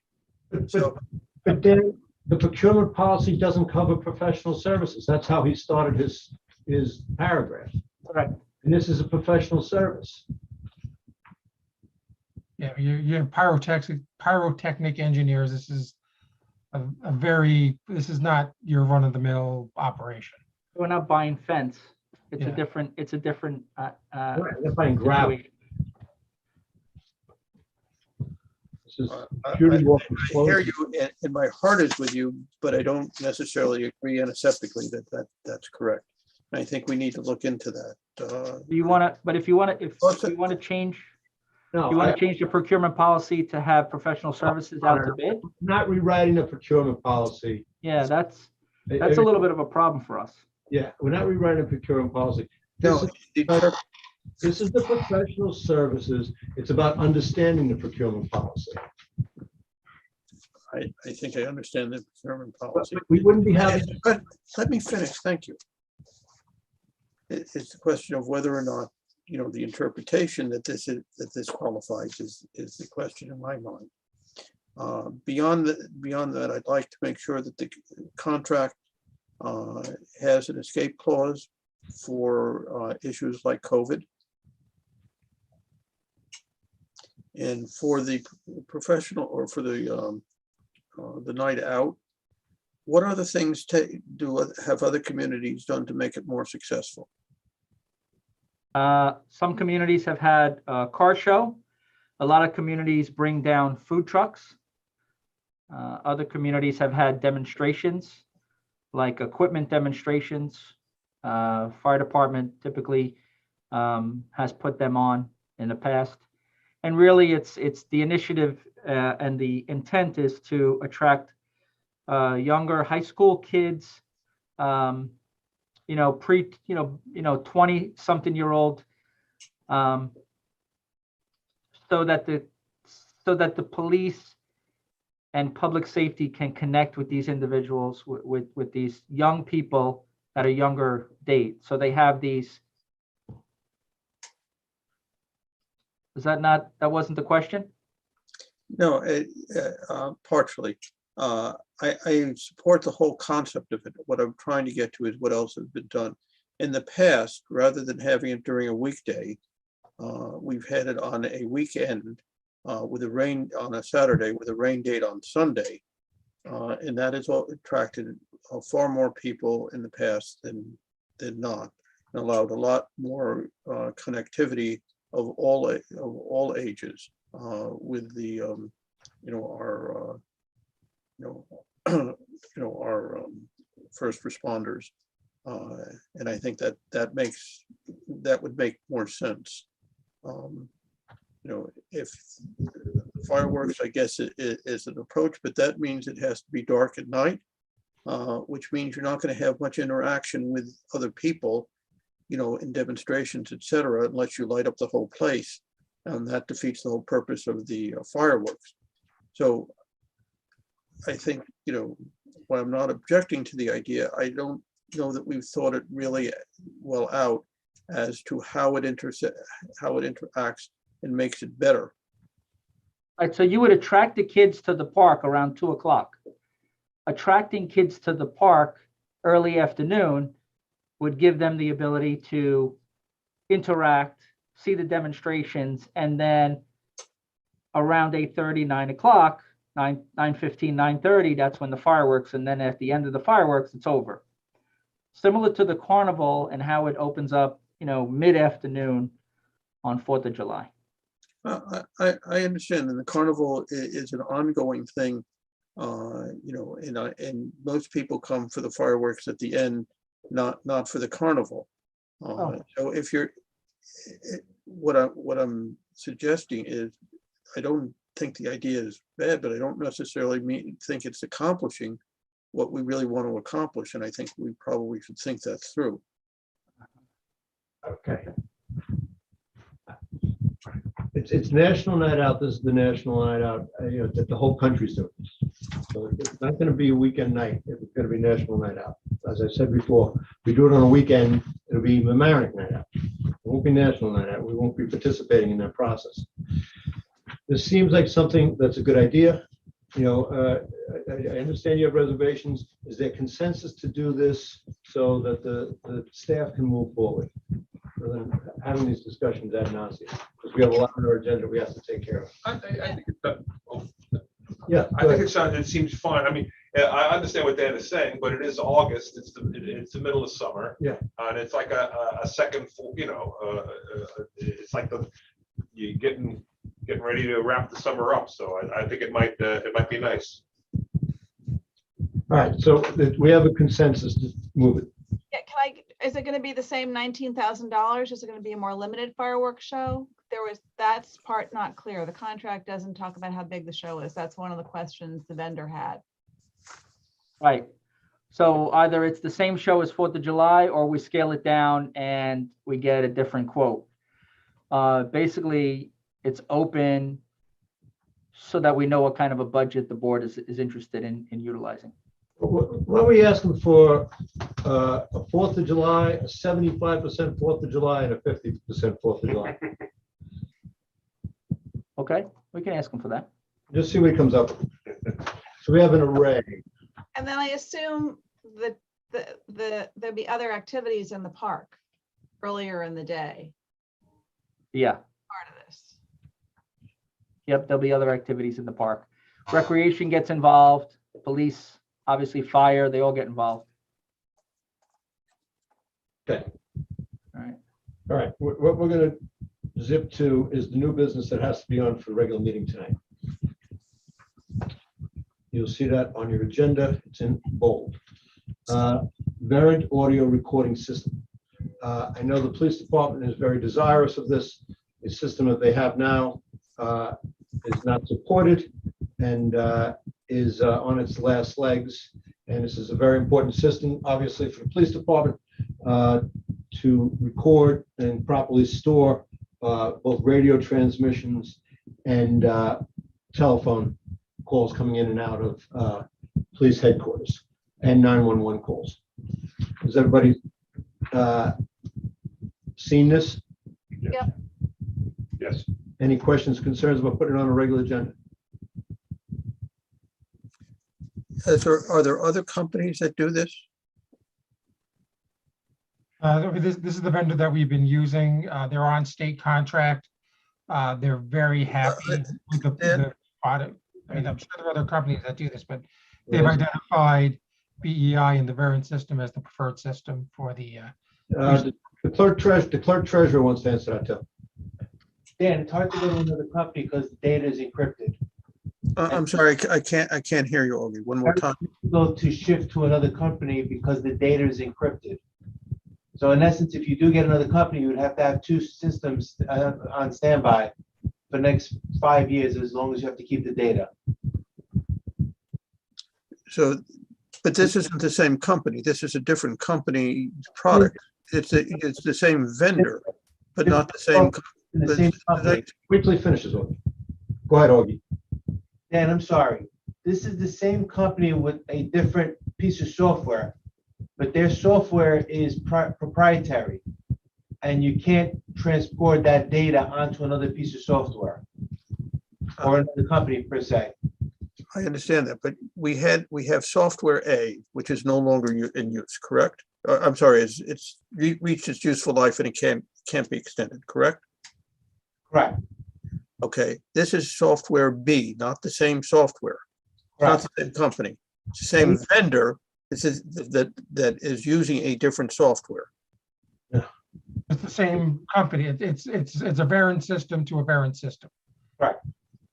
I'm sorry, Dan, say that again, please. So the reseller is BEI, but they're selling us a variant system, which is when we purchased the last system, it was also a variant system. So it's like you go to the auto dealership, maybe Bob's Autos, but you're buying a Ford. You buy a Ford 5 years from now from Bob's Autos. It's the same. It's the same vendor and the same company that they're selling us.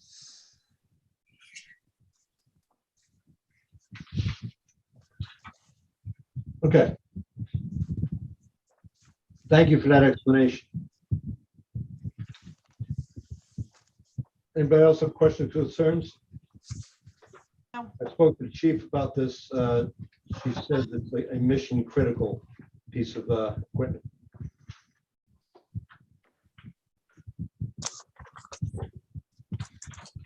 Everybody fine for putting this on a regular meeting? Yes. Okay, great. Traffic safety items on for regular meeting. Extension of no parking area on west side of Heathcote Avenue, north of Prospect Avenue. Area I know very well. And extension of a no stopping area on Claflin. Has everybody had the opportunity to look at those in your packets? Any questions or concerns about those? Does the traffic, it didn't seem to me that the traffic commission had weighed in. So they did weigh in on the Heathcote Avenue item, on the Claflin Avenue item. The one property that's affected is the homeowner who's requesting it. But my question on the Claflin is, I understand the homeowner is uptight or upset, and I don't blame them for, if ruts are going in their lawn. But all that does is move the cars further up the street to somebody else's property. Doesn't Right, so solve, that, I don't know how it solves the problem. so the property up further from her, the next adjacent property up further from her has a stone wall, a concrete wall. So no one parks in front of that property. And the one Because next up from that is the former mayor's, who has huge hedges in front of her house. Yeah, and has that barrier. So what she's saying is she's eliminating parking, or she's asking for us to consider putting the no stopping in front of her home. And she's well aware that she is eliminating the parking ability for her guests in front of her home, but she can't keep up with the property damage and the tire tracks and the damage to the front lawn. So that's why she's asking for that. Conceptually, I would like the traffic commission to weigh in on it. Okay, I don't think that this is a big problem. The only people who really park down there are people who are using the park to walk the dog or during fireworks time. And I know I had a email from this woman during the fireworks time because she had people parked all over her lawn because this goes right down into Harbor Island Park. Sure. And it was pretty outrageous. And I think this is an easy fix. I don't think this is a traffic issue. This is a parking issue. And they shouldn't be doing, we shouldn't be throwing them all the parking stuff that we could do ourselves. It's just a dodge to not make a decision. Nobody who lives on Claflin, in a normal neighborhood, like let's say in my neighborhood, on Fenimore Road, or places with old apartment buildings that don't have adequate parking built into them, parking is at a premium. And you really, I would be concerned about taking parking away from residents, but I know on Claflin that's not the case. Nobody who lives on Claflin is parking on the street. You can walk up Claflin constantly and never see a car parked there. So this is just people who are coming in to use the park and parking on this lady's lawn. So I'm for putting this on a regular agenda. Nora? I'm fine with it. Lou? I'm fine too. All right, so there we go. It's on a regular agenda. Village residency requirement for public offices. What about the Heathcote one? That's the one. Yeah, the Heathcote one is really the fire department and That's right. the garbage trucks that go down the street. The narrow roadway, yeah. Because they and I know exactly, this is outside of Kate DeHaze's house. And you can't get, it's a two-way street that if someone's coming the other way, you got to pull over. Yeah, no, I know. Yeah. Yeah, and this was reviewed with the traffic commission and they were in favor. Okay. So I guess in the future, when the traffic commission's in favor, it'd be good to include it. Okay. I know Okay. they've been busy. I mean, I know they've been down a few members and meetings haven't been consistent, but All right, so that's on the agenda.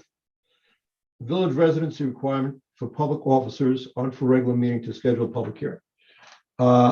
This would allow us to draw from the county list, from people who live either in all of Westchester County or Putnam or the Bronx, counties that are contiguous to Westchester.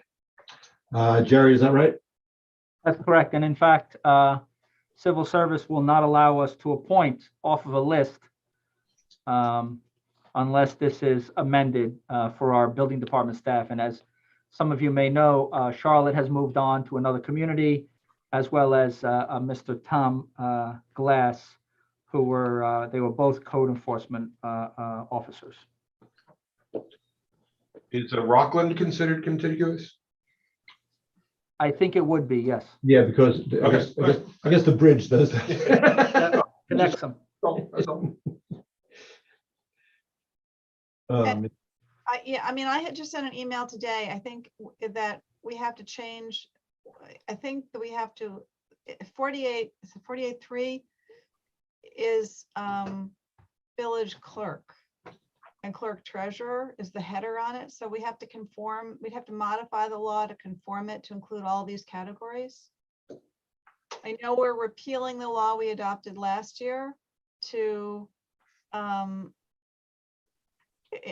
expand the residency requirement for the court clerk and the assistant court clerk. So we're repealing that separate law, which is right below it in the code, and then putting it in this one. But I just think we have to change the header, and that's not reflected here. But that doesn't seem to be a huge change. No, I don't even think that takes legislation. Oh, I don't know. It's part of it's the code. It's how the code reads. That's all. I mean, that's. If I may, 48-3 reads residency requirements, and the 48-3, I'm sorry, Article 2 reads residency requirements. That's for 48-3 and 48-4. And for village clerk and village treasurer, that was taken out, and it was changed to, I'm sorry, residency requirements for certain village officers. Okay. Oh, I see. Mark, there doesn't seem to be a definition anywhere in the code of officers. That's because it's per the state laws. That's village office. That's what that's in there for. The requirements are in part from village law, and that's why it's not so defined in the E code. It's New York State village law, not our village Oh, code. yeah, I'm sorry. Yes, New York State village law as opposed to the village code. Excuse me. It also, who is an officer goes beyond what's stated in the village law of the state of New York. It's a loosey-goosey concept. It has to do with whether you're exercising discretionary authority or not. So if we just said all village officers, we'd be introducing some ambiguity into the law that would come back to bite us, which is why we've defined particular positions. And the other question I had was that, like, you provided other municipalities. Some cite the village engineer, which I know we have a consulting engineer now. We're not a full-time engineer, but at some point we might have to change other too, I would imagine.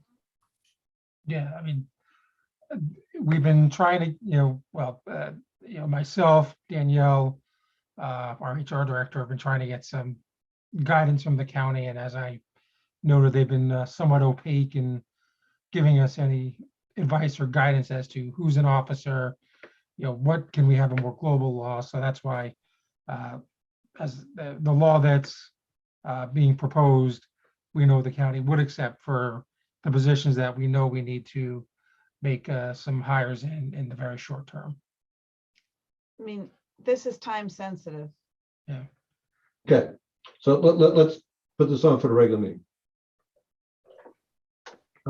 Supplemental appropriation to capital for dock replacement repair. This is work that has to begin in the spring, right, Chair? Does. And it's something that takes a little bit of a lead time to order. And it's really basically replicating the dock replacement program that we did last year, hence phase 2. Okay, which worked out very well. Yes. And I understand that the price of material has risen as it has everywhere else.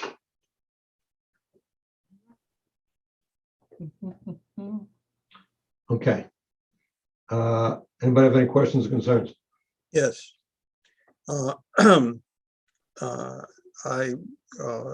have no problems with trying to or creating additional monies for improving the marina.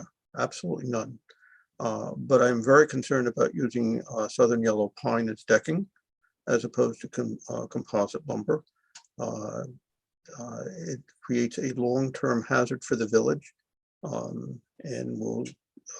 There have been lots of issues throughout the country with that, and people are switching to composite lumber. They're like anything else, they're good and bad. There are some really good companies.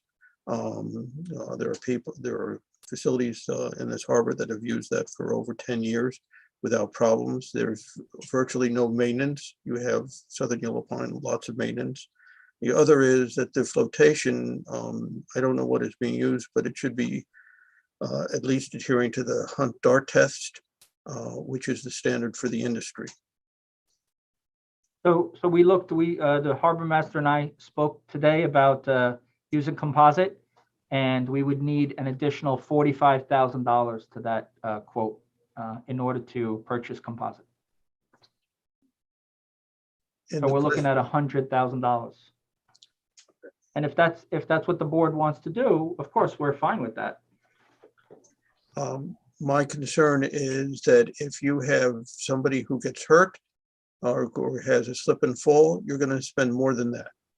And yes, you'll have insurance for part of it, whatever. The other big thing is we are not in compliance with ADA, and that needs to be done. So if we move to a composite and we continue to do that year after year after year, we're looking at an increase of on lumber alone of about 65% because the price of lumber and the price of composite. We have the money, the tax money's coming in and other money's flowing in. If we want to make the switch to spending more money and doing it as a composite, no one's against that except for the dollar amount that would be what the staff is asking the board to approve. We've had wood docks since time immemorial. I'm not really worried about a lawsuit for somebody falling on a wet dock. They could fall on a wet composite. I'm not willing to spend hundreds of thousands of dollars more. That's a value judgment of what risk one is. Yes, So, that's your prerogative, and that's fine. Thank you for pointing out my prerogative, but you don't have to comment on it. I would like to know what the other board members think of it. How much longer does the composite last? Most composites, or the composites that we have been using, have can last 30 or 40 years. The big issue is, one, they don't warp, and they virtually never need replacement. If you replace, a couple of boards every couple of years, that's a big thing. But like anything else, it's a value judgment. We have to have people who maintain them over the years. We've been involved on programs of a more expensive initial capital cost to decrease operating costs. I think this is a good example of it. Okay, we have to move this along. Is there consensus to put this on for tonight? Yes. Nora, what about you? Yeah, but I also think if it's better to use the composite and have it last longer. I mean, is that what? I understand that, but the question before us is whether this goes on a meeting tonight. Not finished. Is the staff? Would the staff prefer the composite, and just are they speccing the wood because it's less expensive? I mean, that's No, we prefer doing it the way we did it in phase one. That's why we presented it that way. So we're going to have some parts brand new wood and some parts brand new with composite. Right. And then it takes us a lot longer to do the composite because there's a lot of pre-drilling involved in the composite. But as far as maintenance, I mean, we have a harbor master, a 3/4 part-time office assistant, and a laborer in the unit. I'm not sure if we can get more skeleton than that Right. in maintaining what we have. We're not adding staff to maintain the wood. In addition to that, we are, we're the stuff that's there has lasted a long time. So the staff is happy with wood. They don't prefer the composite. That's correct. Okay, All so, right, we're done now. okay, so it's on for a regular meeting. And it is ADA compliant. We have to make, so we have some sections of our marina that's ADA compliant. And then we need to, as Trustee Natchez says, we need to work on making the other areas of our, but we have some some areas that are ADA compliant. So. Okay, I'm trying to get us into executive session on time. Okay. Just understand, on ADA, there's a 20% rule. So 20% of the cost of the project has to be put into the path of travel. And you have problems in that you're not in compliance with what we've done in terms of the separation of the docks. I don't want to get it, into a long discussion of it. Okay, It's a we very already serious have- we're on to the next item. Intermunicipal agreement with Westchester County for bus shelters, which is on for the regular meeting. This is basically, we're allowing bus shelters in our community, and we get a fee from Westchester County, which they derive from the advertising on those shelters. We have 9 of these, which in my opinion is not near enough. We should be putting more in, but that's for another day. I will put that on the agenda for another day. I'm sick and tired of seeing poor people waiting in the rain for buses. There's no reason for it. And it derives money to our community. The more we have, the more money we get back from Westchester County. But this is the standard agreement for the Westchester County bus shelters. Everybody fine with it? Yep. Nora, Yes. Dan, Yes. Easy Pass applications on for regular meeting. Jerry? We're doing our Easy Pass applications for DPW, which we use the most. We're adding a Parks vehicle because we now have to, we have newer vehicles. We're able to travel and pick up supplies and things of that nature. We also do a lot more stuff in-house. And what I did with the acting assistant general foreman today is go over each tag for each truck. We're not doing all of our trucks, but what we're going to do is monitor for 3 months to see how these Easy Pass units are being used. And if there's vehicles that are underused and not necessarily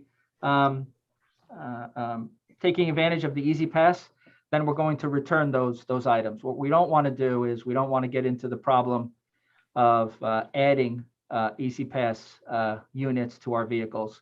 It's a lot easier, we're told by Easy Pass, to remove the Easy Pass and send them back than we are to add them to our account.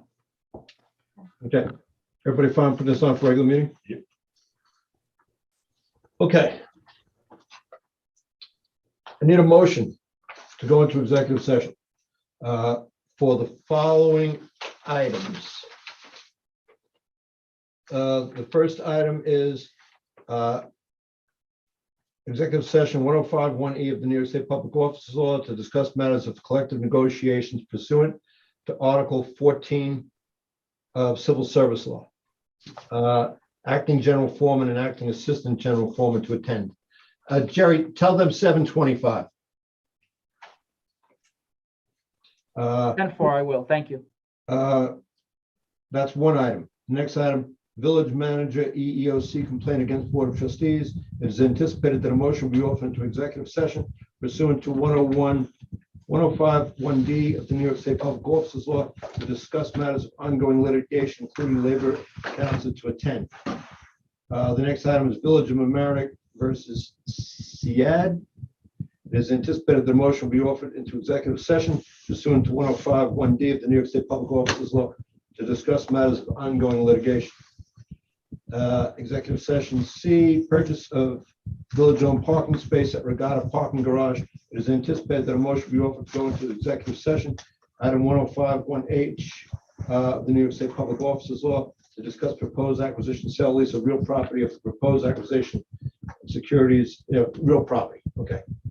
I make those motions. Second. Augie, call the roll. Trustees, Young, Aye. Natchez, Yes. Lucas, Yes. Mayor Murphy. Aye. Trustee Natchez, you have to recuse from the first item. Second The first item. We're doing that first. Okay, I'll see you guys in executive session. Augie, can you get me on? Yes. You're on TV. Oh, the world knows I have a bladder.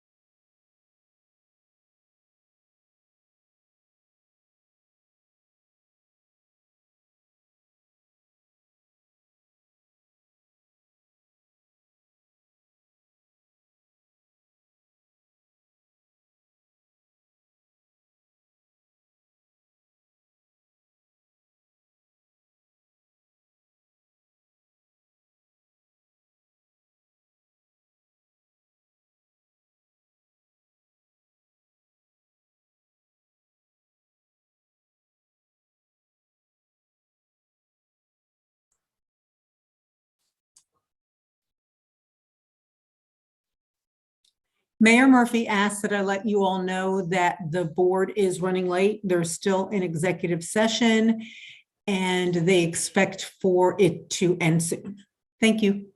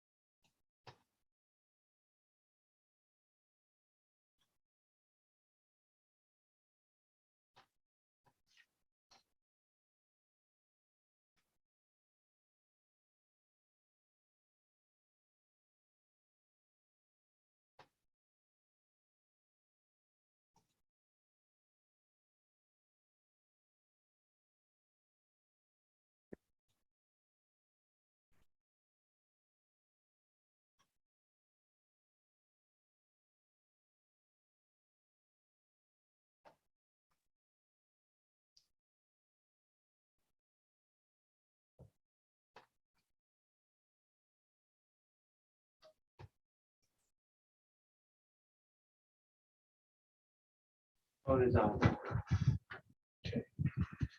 I gotta do this rigmarole over here. Close the meeting afterwards.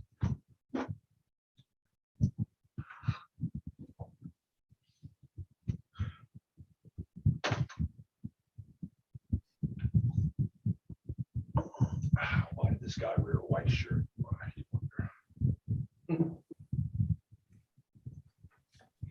Yeah, that's pretty right.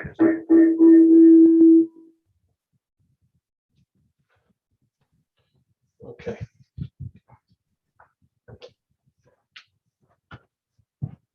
Do we have one?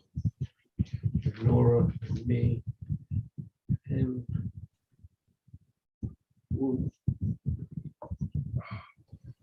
Okay, we'll wait for Sugar. You gotta mute. I think Dan, No, wait a minute, I gotta. You guys. Yeah. All right, I'm okay. You think Dan what? I think Dan's on as an attendee. He's raising his hand. I think that's Dan Natchez. Photo. That's Dan, you say, Nora? I think it might be. It's as it's a phone connection. I can't promote him. Okay. It's from a phone, I think. I see it.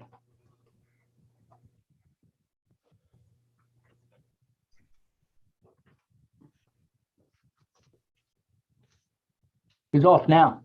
Yeah. It's off. It's good.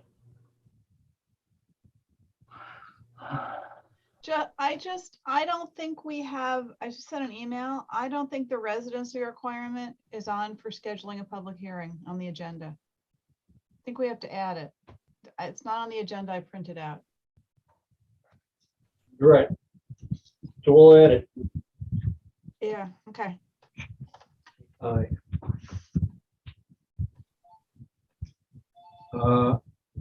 Okay, it is what it is. We're gonna start with what we got.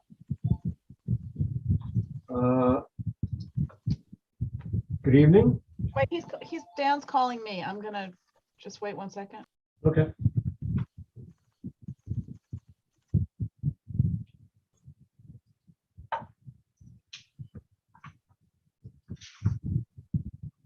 You're muted, Nora, you're muted. He's talking to him.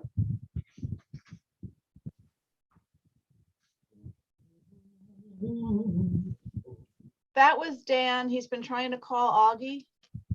He can't get on.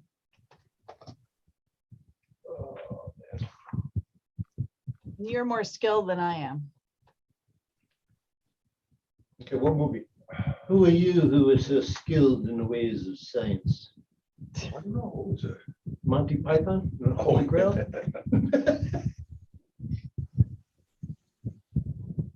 I used to work with a guy who actually could do the whole movie, every voice. Oh, man. I went to see that. Everybody under 45 knows that.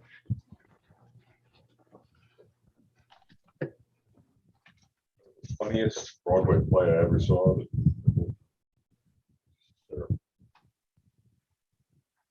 waiting Can you for pull up trustee Dan Natchez. Natchez and try to get him on? You might need the link. Thank you. I'll give him another minute and then he can catch up.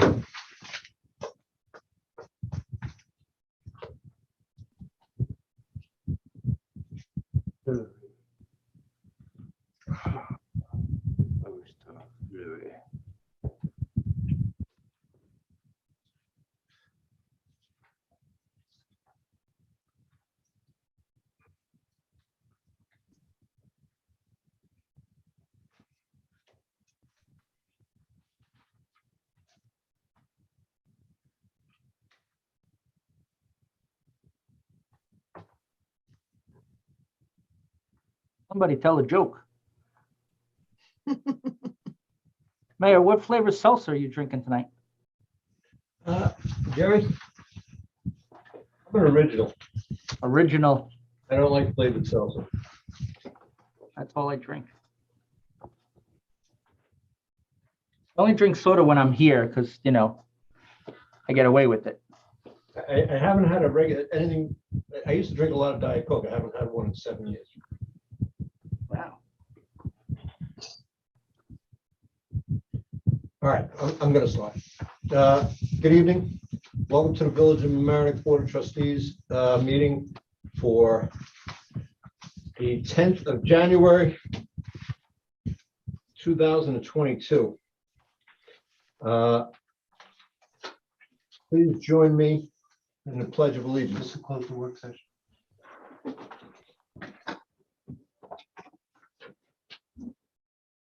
I Pledge pledge allegiance to the flag of the United States of America and to the republic for which it stands one nation, Thank you. under God, indivisible, with liberty and justice for all.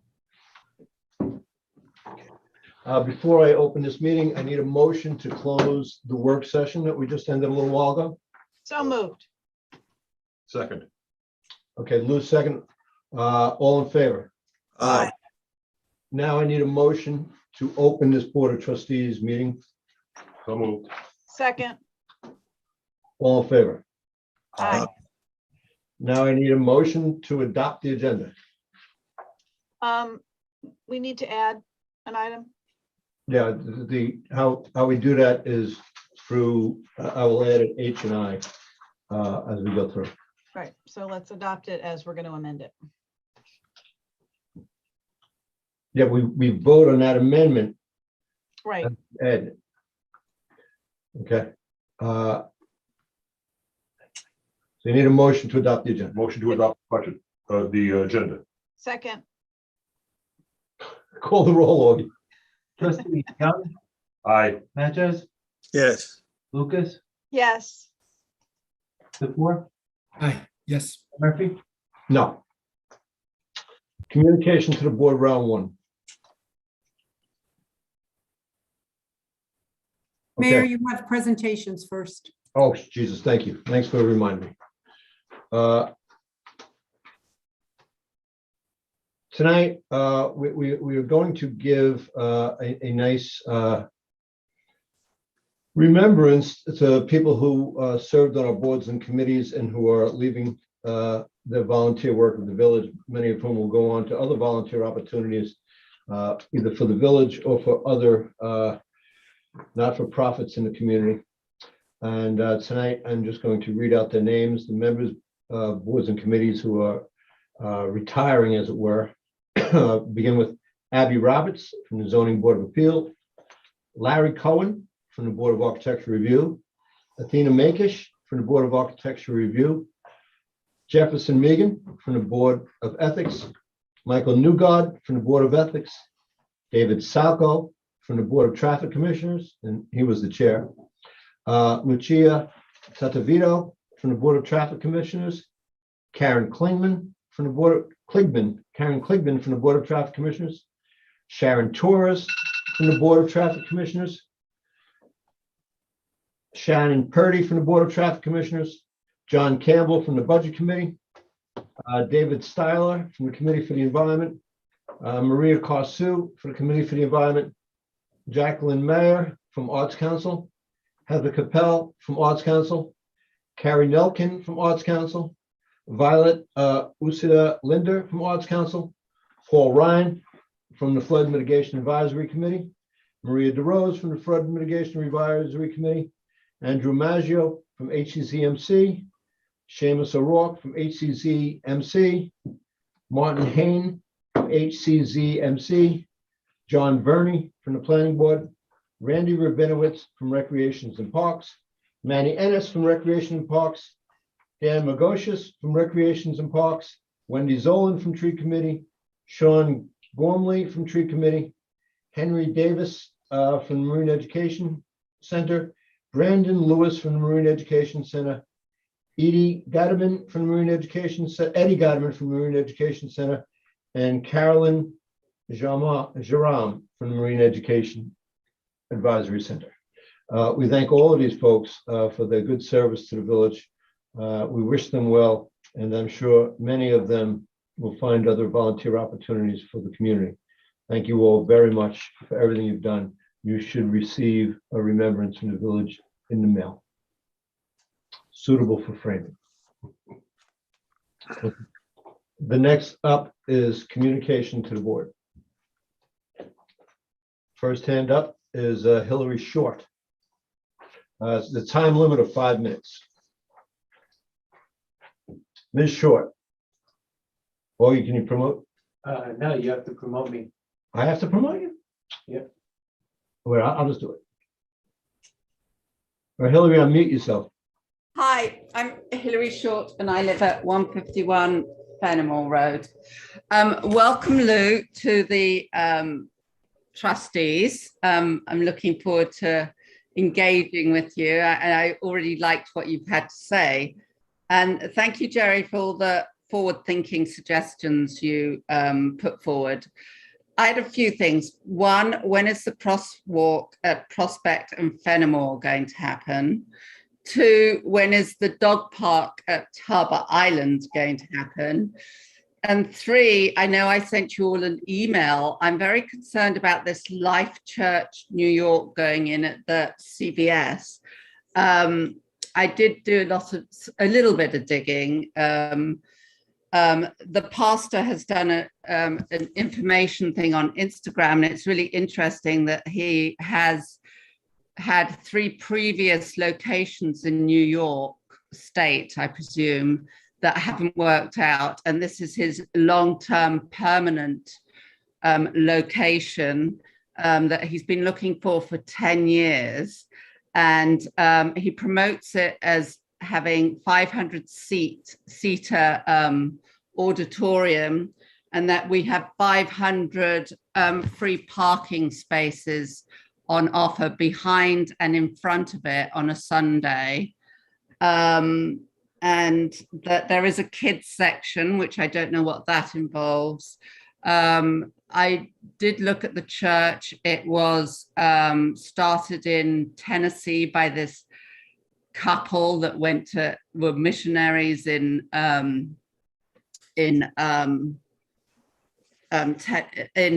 Kenya, and that I can't find much about Wayne, our pastor, except for that he just had a nice time in Park City. And I just feel very concerned because I live in the building where James O'Keefe lives, and we have these non-profits, and we don't have regulation in New York State where non-profits have to say who their leaders are. And that's how somebody like James O'Keefe slipped into our community. And it's really weird that this place has located now in Mamaroneck and is hoping to be in New York City, but somehow they couldn't manage anywhere else for the last 10 years, but they've ended up in our community. And I know Mamaroneck's nice, but I think there's obviously another reason for that. And I know I'm probably, very unpopular that I'm questioning this thing, but I come from Los Angeles, where we had a lot of these sort of religious groups, but they weren't allowed on high streets. They were in, they were out in industrial parks where they could have all their parking, they could have all their events, they can do all the stuff they do. So I guess we just don't have zoning laws against non-profits opening up on our avenue. Thank you. Thank you, Hillary. Jerry, just quickly, is there any information on the dog park and on Fenimore and Prospect? So Fenimore and Prospect, we can reach out to Matt Comedy on, I think Dan has that, but as far as the dog park, I had to put that on hold because of the flood and now the $17 million or so that we're trying to recover from FEMA right now. So that's more of a, It's still on the horizon. oh yeah, sure. Yeah, absolutely. Okay, With thank you. Dan, on the Fenimore. Yeah, we received the surveys for the area in mid to late December. And our traffic engineering consultant, Mr. Carmody from AKRF, is currently working on the design. We hopefully should have something within the next 3 to 6 weeks, but I'll confirm the timing on that. Thank you both. Thank you. The next up, Glenn Tippett. No, I gotta do that, right? All right. You want me to do it? No, I'll do it. Okay, Glenn. Good evening, trustees. Trustee Young, welcome. I hope you enjoy your first meeting and are welcome with open arms. Thank you. I watched the work session. One of the topics was smoking in the parks. I have already FOIA'd to see if any tickets have been given out basically in the last 2 years for smoking, which I doubt. I think the point that Trustee Young was making is we don't want to turn the smoking law into an excuse for Terry stops. If you're going to have a no smoking law, number one, it should only be enforced upon receiving a complaint. And number two, the only enforcement should be that the person should be told, please put out your device, you're not allowed to smoke. It shouldn't be used as an excuse to identify anybody in a Terry stop. You shouldn't be getting a ticket. The only reason to give a ticket is if there's a refusal to stop smoking when approached by the appropriate figure. But what people don't want is people don't want to be smoking and having an encounter with a police officer where it's used as an excuse to identify to see if there's any warrants on the person. That is the biggest bugaboo that you have in minority and working class communities.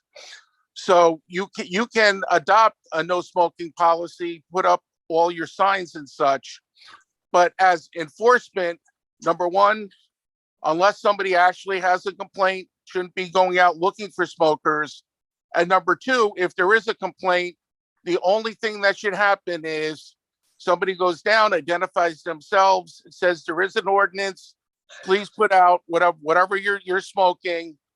And at that time, if they comply, that should be the end of the encounter. Don't need to identify, don't need to show an ID. That would alleviate a lot of the anxiety that you have in the working class community on that subject. Number two, there's a lot of changes that have taken place in the budget. I know right now you're very heavy with COVID. I would like to see you put on the agenda just a idea that you are going to review the budget and make amendments.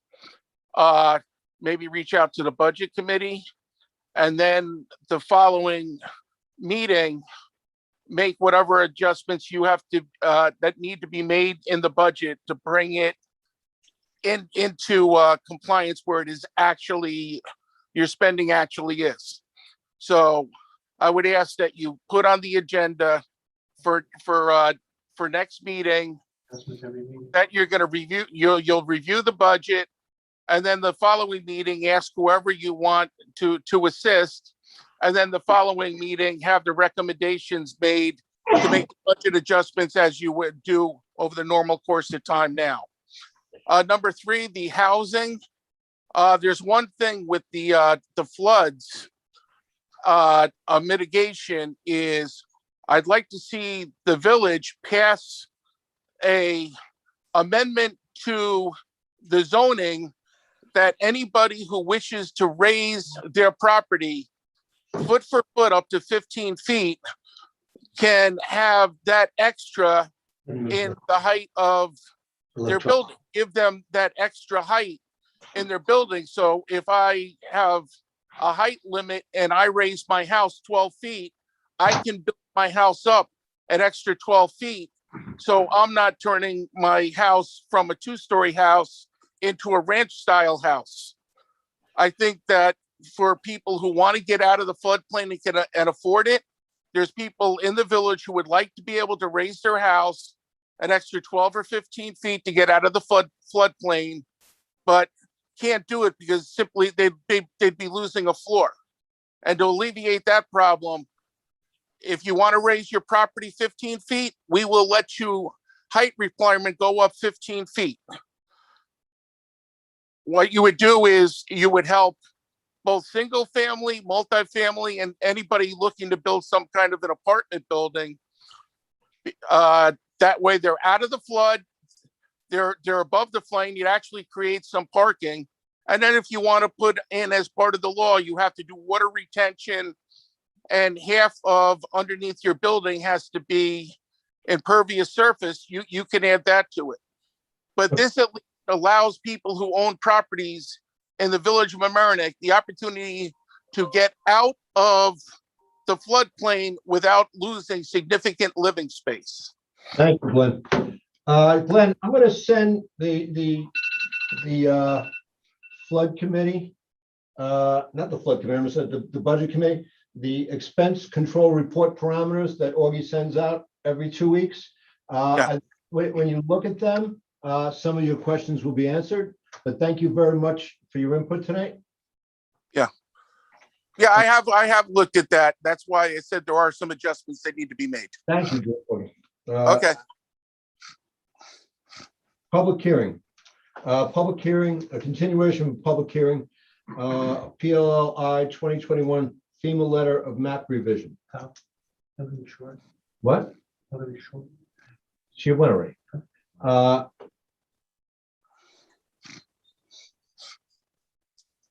I need a motion to reopen this public hearing. So moved. I'll second. Augie, call the roll. Trustees Young, Yes. Natchez, Yes. Lucas, Yes. Tofor, Yes. Mayor Murphy. Aye. Bob, do you just want to bring us up to speed on where we are with this and what this actually is and what it isn't? Sure, Mayor. The village has received a notice from FEMA that is revising, making a revision to the flood insurance maps for the village. And this is a proposed local law which would incorporate that amendment into the flood damage prevention, chapter 186 of the village code. The village code defines its regulation of flood areas based on the maps prepared by FEMA. And so if you look at 186.3 subdivision B has a whole list of maps and map revisions that define the flood areas for purposes of chapter 186.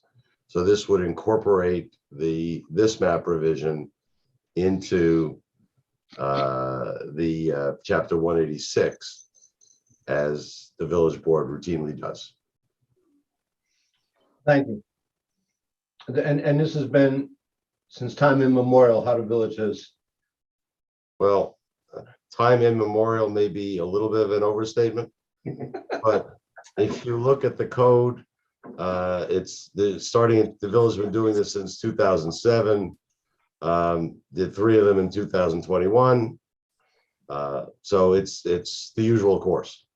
Okay. I know we did it before 2007 because I was on the board when we did it. Any questions or concerns from the board?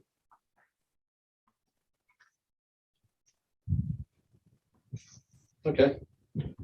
We're in the public. I make a motion that we close the public hearing. Oh, Nora, you want to?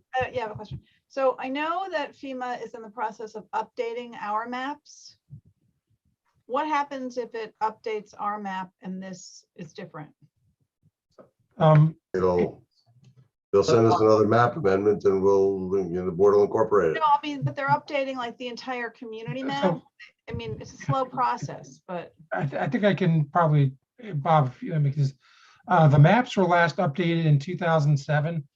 And I recall asking someone at that time about loamers, and they said if someone has a loamer, the new map should account for that. If it doesn't, they have to go through the process of reapplying for the loamer. But, you know, and I thought they were just working on the coastal zone maps, not the riverine flood maps. well, this is coastal. Well, it's the 2007 maps that were updated were incorporated the prior coastal maps and the new riverine maps for 2000 in 2007. And this basically means that this property doesn't flood in the same pattern that its neighbors flood in. I mean, it seems to me like it's not a very efficient way of doing it, you know, the flooding doesn't respect property lines. It's how we do it, but it just seems like given what happened in September. I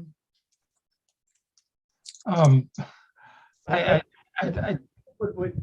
Yeah, I don't know that we have any choice. I'm just saying it would be great if we could get the community updated at one time. But just let me point out, they don't do this in a vacuum. They do this after someone has, you know, had an engineering report and a study done, and then they review that study and they decide, you know, based upon that. It isn't willy-nilly, like you just take out a permit and you automatically get it. You know, some people don't get it. Yeah, no, I'm. Okay. I know it's published and it was just done, they've done everything, they've published it in the newspaper, they do that, we don't have to do that. Right. So I'll make a motion, we adopt this law. No, I'll make a motion, to close this public hearing. Second, Okay, call roll. Trustees Young, yes. Natchez, Yes. Lucas, Yes, DeFour, Yes. Mayor Murphy. Aye. Now, I'll make a motion that we adopt local law I of 2021, revision to the flood map prevention as it relates to establishing a flood zone and hazard areas. Second, Augie, call a roll. Trustees Young, yes. Trustee Natchez, Yes. Trustee Lucas, yes, Trustee DeFour, Yes. Mayor Murphy. Aye. I want to thank Mr. Spolzino. He's very ill tonight, but he stayed for this because of the public hearing.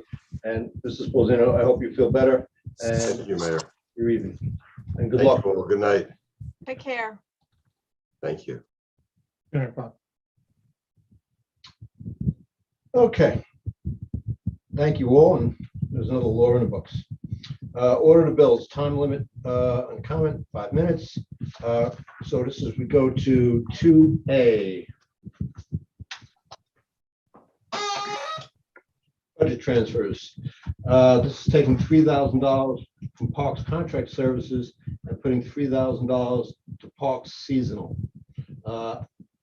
So it's not increasing the budget, it's just moving a little money around in the Parks department. Questions or concerns? Okay. I need a motion? Motion to authorize? Yes. Second, Okay, great. Augie, please. Trustees Young, Yes. Natchez, Yes. Lucas, yes, DeFour, Yes. Mayor Murphy. Aye. Resolution authorizing budget amendment. This is taking money from the general fund, $5,284, and putting it into overtime for celebrations, and also taking $66,000 and putting it into central communications. Jerry, could you just explain, or whoever, could you explain about the $66,000 transfer? Augie and Dan can do that. I can do the overtime if there's questions. Yes, Jerry. In Central Communication, Mayor, we went with a new contractor to switch over from LightPad to Horizon.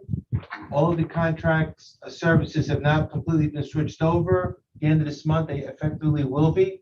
This is to fund the additional services that we're paying for LightPad through the first half of the year. Thank you. Any questions, concerns from the board? Okay, I'll make the motion to adopt this resolution. Well, he was going to mention about the overtime. He said if there were questions. Anybody have any? Jerry, why don't you explain the overtime? So on the overtime, Parks Department was a little long on the overtime because we built a lot of new props for our Christmas spectacular in-house.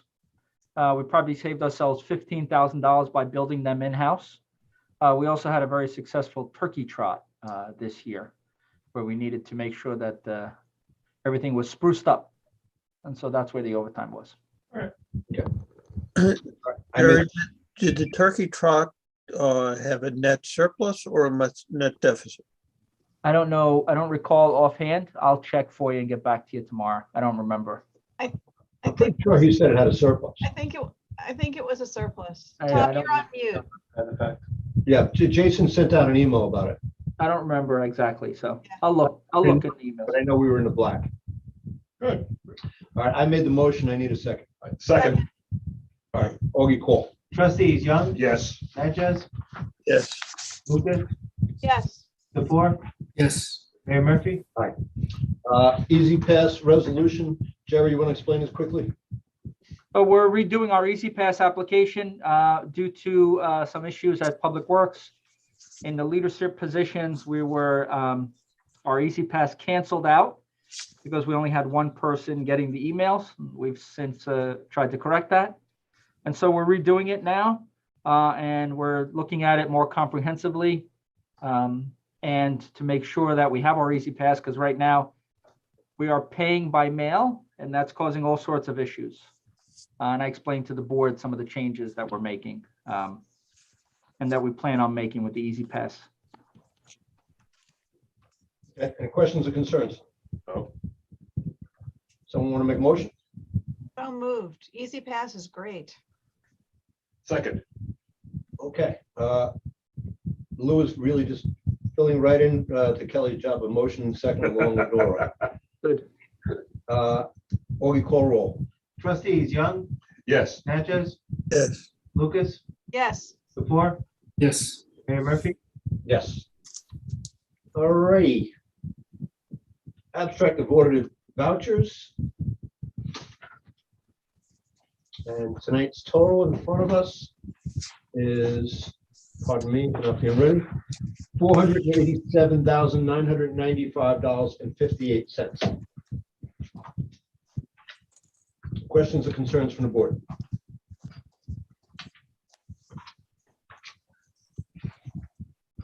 Okay, hearing none, can I have a motion to approve? I'll make the motion to approve. Second. There you go. Augie, call, please. Trustees Young, Yes. Natchez, Yes. Lucas, yes, DeFour, Yes. Mayor Murphy. Aye, thank you.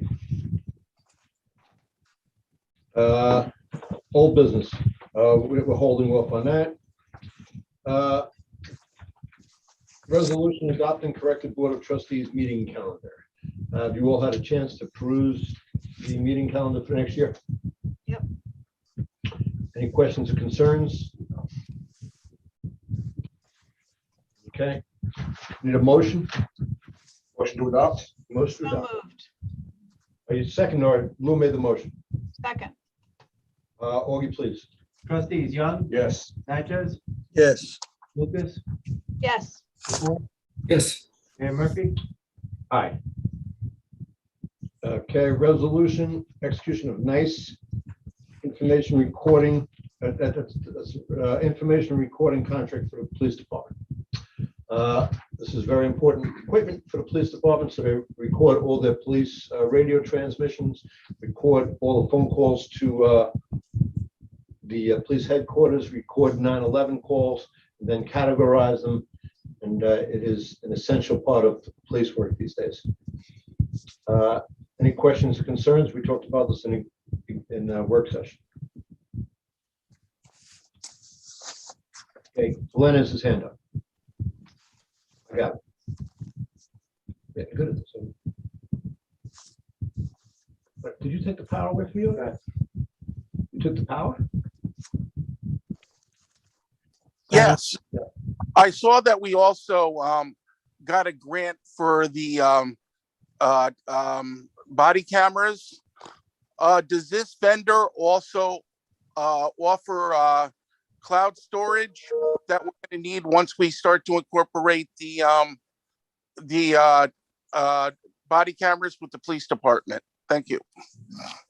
I think that we have our own servers, and I think that we have an IT person in the police department that just handles that. Would that be a correct answer? That's correct. That's correct. Thank you, Glenn. Resolution authorizing extension of no parking zone on Heathcote Avenue. You gonna put this? What? We haven't voted yet. You haven't voted yet? No. I'm sorry. My bad. I'll make the motion. Second, No second. Call it. Trustees Young, Yes. Natchez, Yes. Lucas, yes, Lepore, Yes. Mayor Murphy. Aye. Resolution authorizing extension of no parking on Heathcote. This was recommended to us by the fire department, by the sanitation crews, by the neighbors, and by the traffic committee. This just extends the no parking from 20 feet from Prospect Avenue on Heathcote going north to 150 feet. And if you ever drive down that street, Yeah. it actually should not be a two-way street. I mean, I shouldn't say that, but it is a two-way street, but it's very narrow. And if there's cars parked on both sides, it's very hard for anybody to get through. Any questions or concerns? Okay, so this resolution would rescind the current code and add the new code of 150 feet. Someone want to make that motion? Move to authorize? second, Okay, Augie, please. Trustees Young, Yes. Natchez, Yes. Lucas, yes, Lepore, Yes. Mayor Murphy. Aye. This is along the same lines, but on Claflin Avenue. This is on the east side of Claflin Avenue, from Rushmore Avenue to a point 375 feet up the street on Claflin, whereas opposed to now, it's 195 feet. So it's basically adding 180 feet to the no parking, no stopping, to no stopping amendment. Questions or concerns? This is the one that did not go to the traffic commission, correct? Mm-hmm. Yes. I believe it, I don't believe that there's a problem with it, but I think it should go to the traffic commission for their review as well before we act. Okay. Any other comments? Move to authorize? Move the second. Augie, please. Trustees Young, Yes. Natchez, No. Trustee Lucas, yes, Trustee Lepore, Yes. Mayor Murphy. Aye. Mhm. Item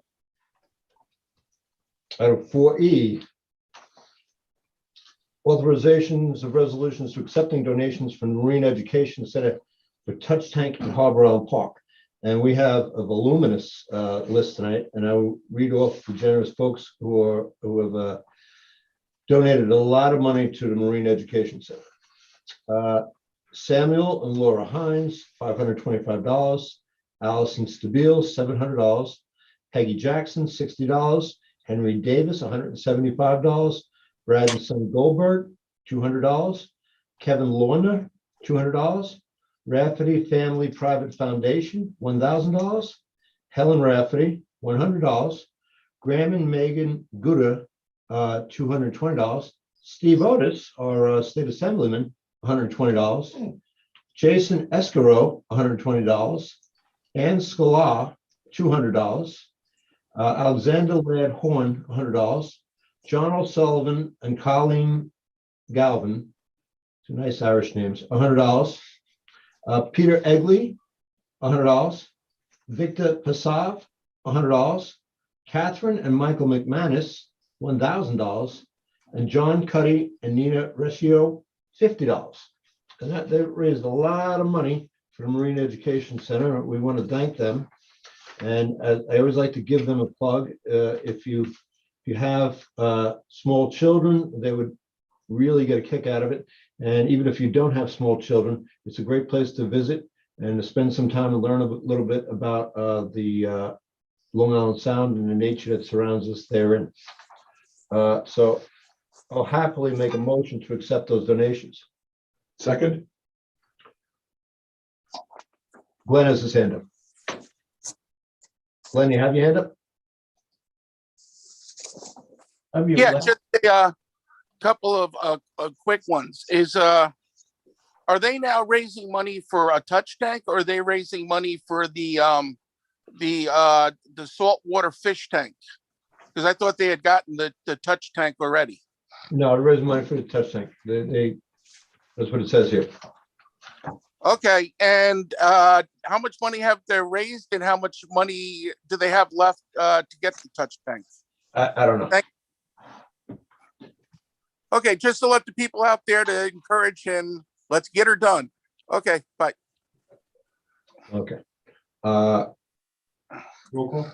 Yeah, we had a, Okay. We already seconded, yes. Trustees Young, Yes. Natchez, Yes.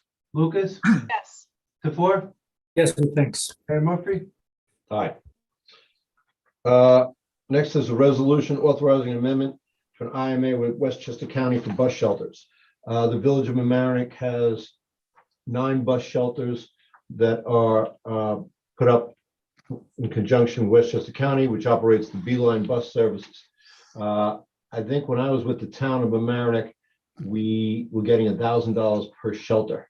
And I know that because I advocated to get a new shelter on the corner of Rich Bell and Palmer, because I got sick of seeing my neighbors waiting in the rain. But this brings in income for the village, and it brings shelter to the many people who both work and live in this community who don't have cars and have to avail themselves of mass transportation. So I just want to comment that while we're approving this, I think that we should look for more opportunities, and there are. I can think of bus stops in a few areas that could use a shelter. And it bring in money for the community, and it would be better for the folks who use those buses. But that being said, this resolution before us is for the 9 bus shelters that the Village of Mamaroneck currently has. Any questions or concerns?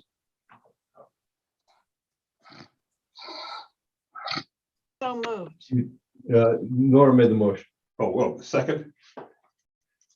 Call the roll. Trustees Young, Yes. Natchez, Yes. Lucas, Yes. Tefor, Yes. Mayor Murphy. Aye. Resolution authorizing supplemental appropriation for dock replacement phase 2. If any of you down at Harbor this summer, you saw a lot of new docks, especially in the East Basin. They're going to be doing more work in the spring. The docks look great. You know, they had needed an overhaul for a long, long time. And this is funding to fund the second phase. Some of the materials cost more because, you know, just materials for any kind of construction have gone up because of supply issues. Jerry, do you have anything to add to that? No, Mayor, it was very successful last year. That's why we want to do it again.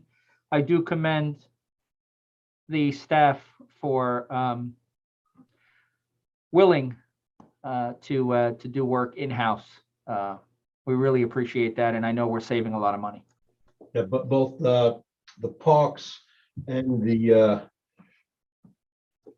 harbor master have really done a lot of work in-house in the last couple of years. Any questions, concerns from the board? Okay. I'll make the motion to adopt this. Second, I'd like to, I had my hand up, Tom, but I'd like to amend the motion to add a resolved at the end that all work be done in accordance with all regulatory requirements, including specifically ADA.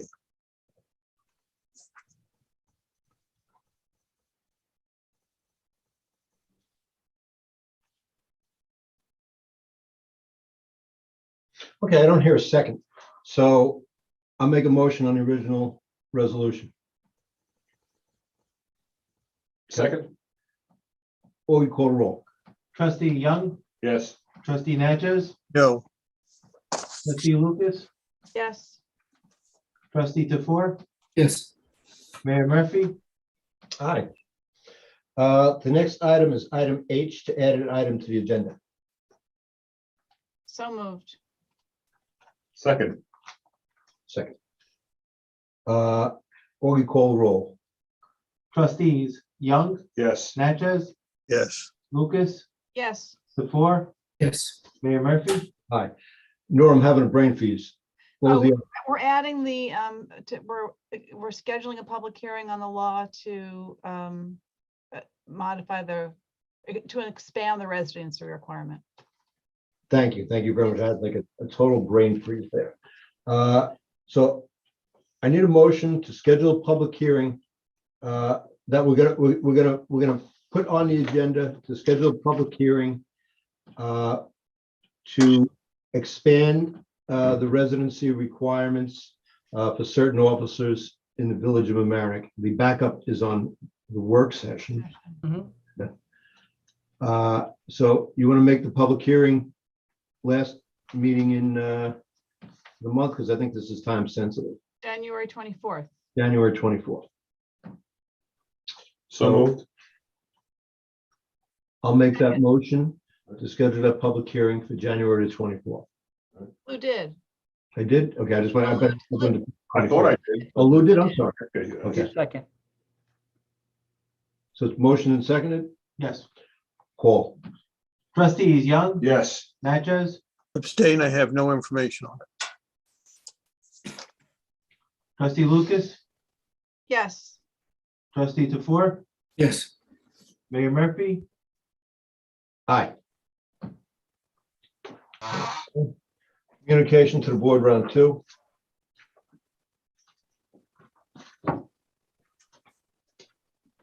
Okay, oh, there's one. what's up, Glenn? Unmute yourself, Glenn. I'm back. Just a couple of things. Again, during the work session, there was a lot of discussion about affordable housing.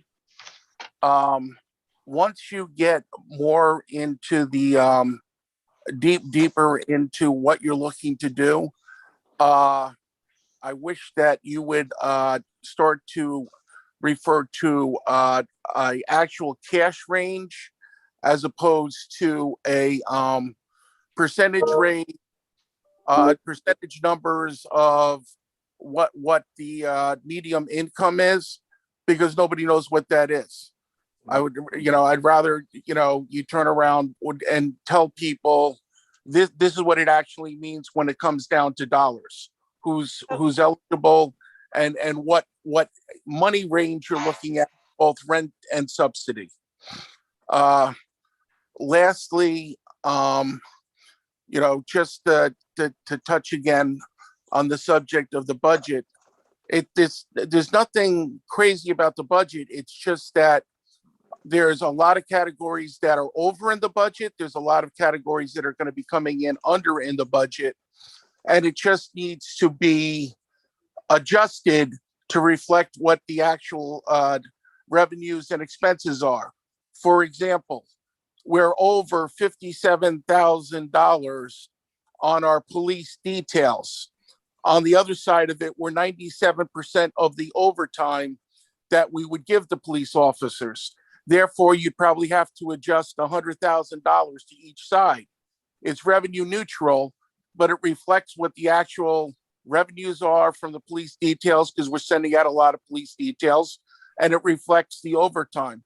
This is the only thing I'm saying, that just look through the budget, then make, recommendations. That way, as you go into the new budget season, you actually have numbers that reflect what the actual spending and revenue and expenses were for this year. Thank you, Tom. Thank you, everybody. I understand that, but I want to point out, this is something Augie Fusco and the Treasurer's Department do for us every 2 weeks. Yeah. Every 2 weeks, they update it. So it's not like we're not looking at it. It's not like. Oh, no. I know it's updated. All I'm saying is the actual numbers at some point have to be adjusted to reflect that. Yeah. That's all I'm saying, Tom. Okay, thank you. Okay.